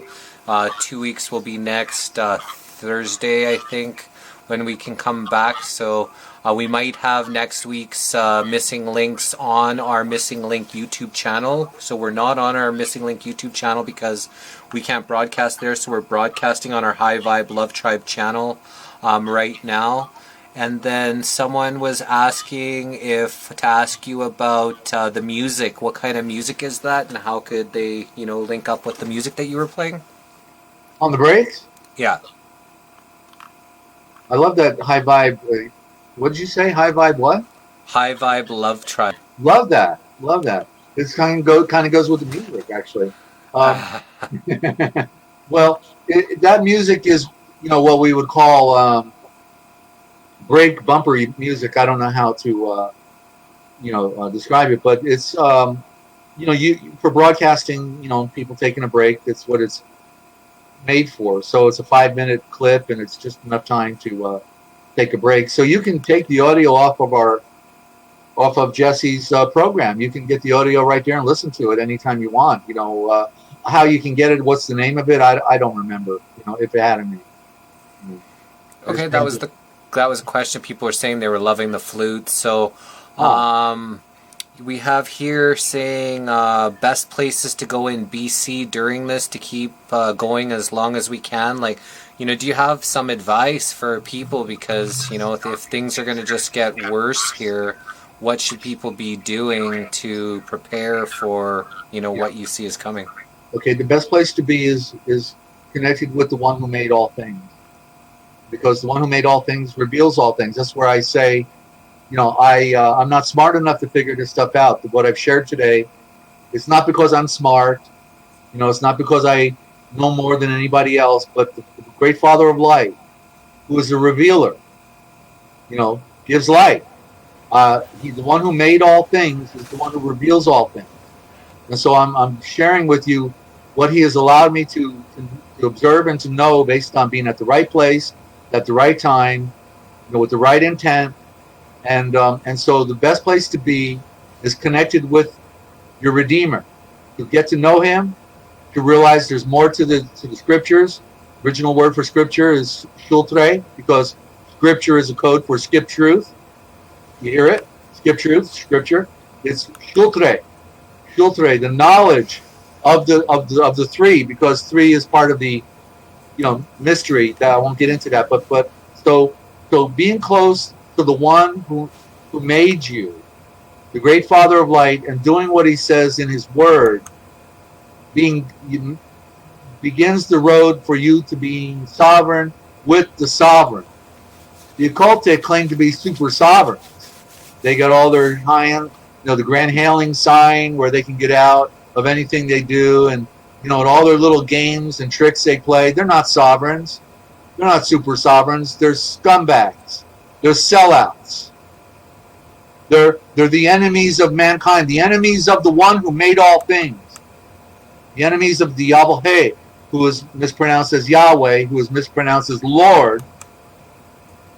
And so there's nothing more important than to get to know the one who made you, because if you're committed to serving him and doing right, he will make a way for you. All right? So it's getting to know him through the Eish of Horus. Even the corrupted scriptures still bring you the truth.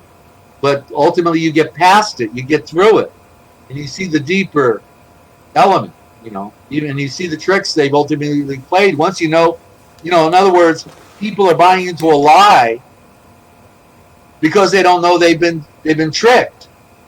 And so once you know how the game plays and how you've been tricked, then you can no longer fall victim to that element, and therefore then you're set free because you're able to see and read it for yourself. You're going to a higher level of enlightenment and awareness, consciousness.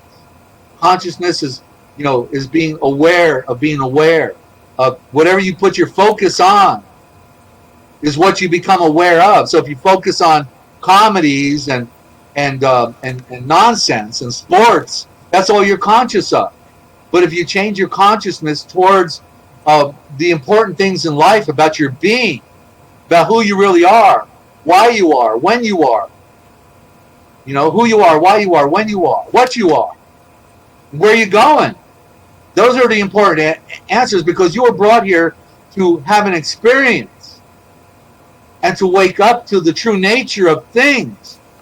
And it's only to realize that this is not your world, and that there's a better world, and you can find it here right now. And from here you can transcend and live forever, because you are already an eternal being. But the question is, where are you going to go? Darkness? Like, the Freemasons, they call themselves, in their rituals. Oh, don't forget, ask the Grand Poobah, my new initiate, what do you want? When he says, what do you want, my son? Say, I want more light, Grand Poobah. Oh, I want more light. Let me give you another little phony token, little Bubba. Oh, now get out of here, okay? You make me sick. They have such disdain for the lower degrees, But literally, Masonic means mother sons of darkness. They claim to be of the light, and it was Manly P. Hall, 33-degree Mason, said it clearly. Our light, the Masonic light, is darkness. So they're telling the truth, finally, Their light is darkness. But we can be a part of the light. But it's about purity, honesty, commitment, and surrender to the light, ladies and gentlemen. Okay, so I hope that helps. Yeah, totally does help. So Akrina says here, well, we have little time to learn this and get the Bible. So for what I, say there is that, the Spirit, the Creator, is all around us. You can connect to it. One of the biggest fallacies that they've tried to teach you or to get you away from is, that what you hear and what you see is not really there, and the Creator's not around us. So meditate, quiet the mind, and really connect, because once you start to truly listen, then the answers will be provided. Oh, well, absolutely. And what I was thinking, in hearing that, is the infinite is infinite. There's nothing he can't do. There's nothing he's not willing to do. He loves us. But the problem is the occult have worked overtime to deceive us and to separate us from the one who made us. So it's about plowing the field and working hard to get back to knowing the truth. So she says she's scared the military is going to come to take her and torture us and her children. Well, that's ultimately what's going to happen worldwide, but so the important part is to know who you are, and to know who made you, and to know that no matter where you are, you can connect with him. And when I was persecuted, and looking at the trials of my life, 20 years ago, I never received more visions and more communication from the Father. So in your worst moments, if you have a pure heart, if you're truly serving, then he will interact with you. He will give you visions and dreams. You have to confront the reality that as we all come into this world, we all know that we have to leave this world. That's our reality. People in the illusion pretend that they don't know that, and they have a party. They're partying, but the reality is we're not here to have a party. We're here to define all things as they really are. And that sets us free from them. So a few people put in, one person truly asked her, she's Shazammed your music, and it's called the Muja Kiwis flute song. And then Sharon Lind, at the same time, she brought up the YouTube link of the actual flute song. So she one Shazammed. I'm not sure how Sharon found it, but that was your flute music that you were playing. It's Muju Kiwis. Well, good. That's Sharon is my engineer down in Australia. Okay. Yeah. Okay, amazing. Any other questions anybody have for the Desert Owl here? So we have thank you so much for all your truth from Denise, and she also says he will talk to you directly. He will also guide and protect you. Absolutely, yeah. And I'll give out my contact information if anyone wants to call me on the side. My phone number is 608-566-7295. 608-566-7295. Especially if you want to get a PDF. If you see any book that you want on any of our, hostings of Amazon or Lulu, or and like I said, if you can't afford a book, call me. Tell me what you want, and Sharon down there in Australia will help me out and get it to you. Okay, so we're here to serve. We want to share these lost writings. We want to share the code-breaking dictionaries that we have with you, and we can get it on PDF if you can't afford the book. Okay, the book will help. I'm surrounded by Freemasons that want to snuff me out, and I'm sure I'm the first one they're going to break down the door on when they break down the door. So I'm not afraid to tell the truth. There's nothing greater, more satisfying than to call a spade a spade. They're the ones that have to be afraid, because they're going to answer for everything they do. The hardest thing to do is to come to terms with our reality and the fiction, and to stand strong with our Maker. You got to pursue it. Plowing a field is a hard thing to do. You work out a lot of sweat. You wear out, your bones ache, and you're having trouble moving that ox along, but you got to do it for the benefit of your loved ones.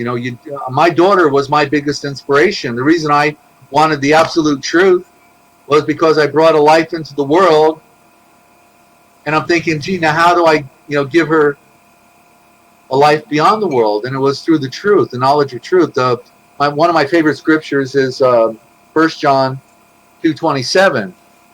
It says, the anointing that you have received of him abides in you, and you need not that anyone teach you, because the same anointing teaches you about all things, and it is the truth, and it is not a part of any lie.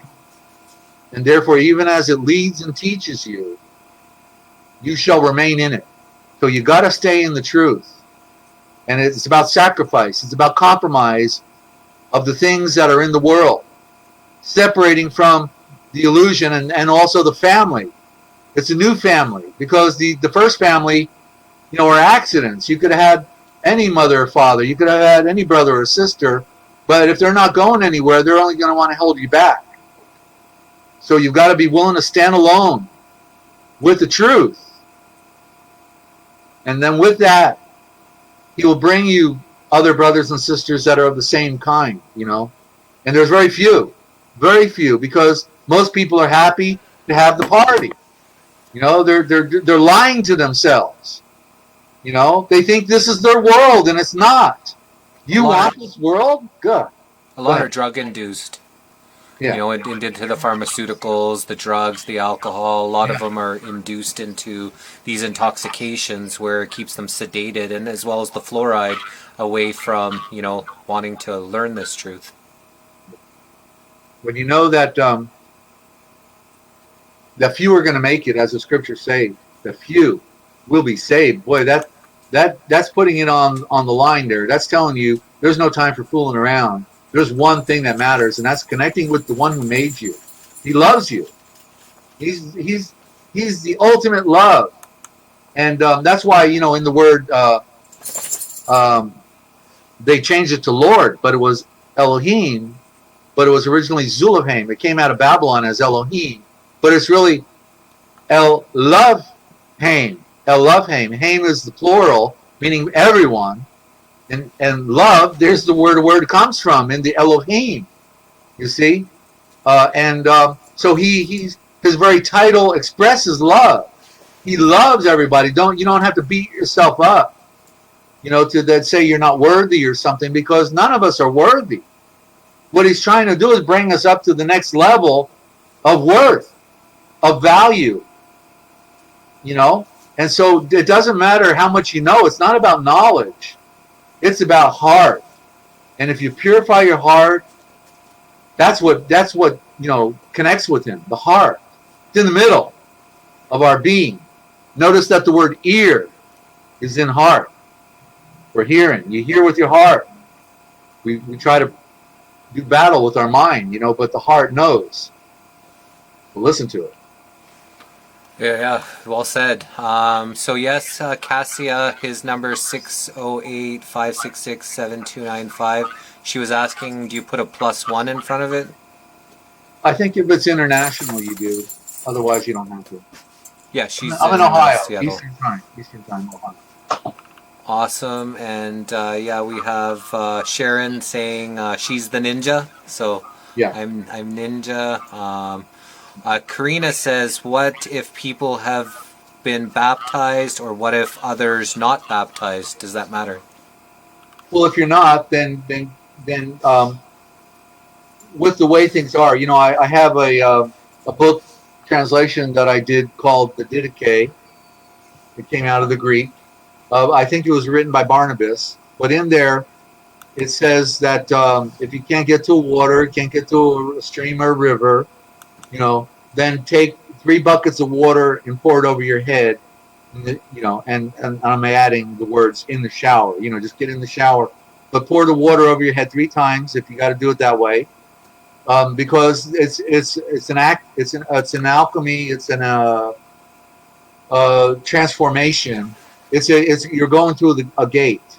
You're changing your paradigm, because once you enter a covenant relationship with your Redeemer, the old world doesn't matter. You're moving into the second phase of your nature of being second born. It's not about reborn. It's about being second born, because the firstborn was born into the darkness of this world. That's why it said we had to be born again. But the term is second born. Second born. Okay? And if you read the old covenant stories, you'll see it. You'll see it in the stories of Isaac and Ishmael and Jacob and Esau. It's all there. The second born is the one that is chosen.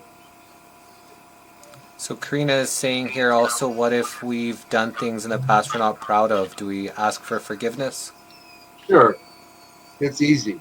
You know, he doesn't want to beat us up. He wants to love us. He's just trying to wake us up. That's what it comes down to. It's about waking up to the mystery of life, of who we are, where we are, when we are, and why we are. She's also saying here she wants to wash away baptism from the cult of Catholicism. Well, you're not going to stop what they're doing. It just matters what you're doing.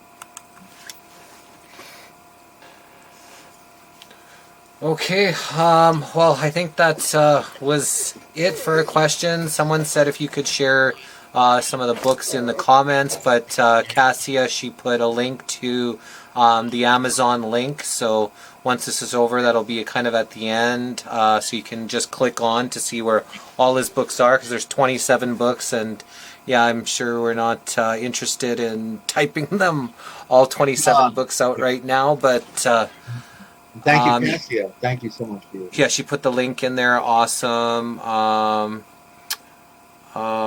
know a load of questions. Thanks for answering. Oh, questions are great. That's the thing. Most people don't even ask enough questions. So yeah, there's nothing wrong with questions. And if we get a chance to put them up and ask them, we do, no matter who's on. If I see good questions, I try to put them on, and Dezert here has been good enough to stay around to answer some of the questions, so thanks so much for that, Dezert. My pleasure. Let there be light, Sharon says. That's right. Yeah. Okay, well, thanks very much for being a part of the Missing Link here. We are broadcasting. This is our 4th, 5th, 6th interview this week. So we've been, trying to look to get as much people's information out there. We are going to have Karen Anderson on, on Monday. So we've got another special Monday at noon as well, Eastern Standard Time, so the same time as this one started. She believes that she's got a link to a prophecy and kind of knows what's going on, and that way she's really studied scriptures and been a big part of that. So, we look forward to talking to her. We really appreciate you, Desert Owl, for, spending this, 3.5 hours with us, sharing all the information that you can with us. And, this has been great. And yeah, I'd like to talk to you about, possibly, doing more things with you, because, this is awesome. A lot of people saying hearts and thank you. And thanks, Jesse. Very informative. So much to take in, very enlightening. Thank you. Fantastic live. Thanks, guys. So, a lot of people appreciating this information. So, thanks so much, Desert. This was great. This is what it's about. Love inspiring new knowledge. Way to go, Jesse. You're doing great work. I'm very honored to be here today. Awesome. I'm all talked out, I got to tell you. I'm feeling it. So, I'm going to take a nap, I think, a senior citizen nap now. Awesome. Really appreciate you. Really appreciate everybody who's been a part of this, that stayed here for a good part of 3.5 hours. I know some people have been here since the beginning, so appreciate that. Thank you for all your comments. Thank you for your participation. Thank you for sharing this out, and thank you for making the Missing Link what it is. It's because of all of you that are here listening to this. It enables this Missing Link to continue on, and knowing that people are getting something out of what we're able to bring to you guys kind of on a weekly basis. Peace and love, brother. Be safe. Peace and love, and thanks. Excellent. Thank you both. Thanks so much. Thank you, Jesse and Desert. I didn't go to my garden. Someone was going to go to her garden, but this was too fascinating. Thank you both. Lots of hearts. And yeah, so this was awesome. So thanks again, everybody. Thanks again, Desert Owl. And we'll see you Monday, noon Eastern Standard Time with Karen Anderson. So bye, everyone. Bye.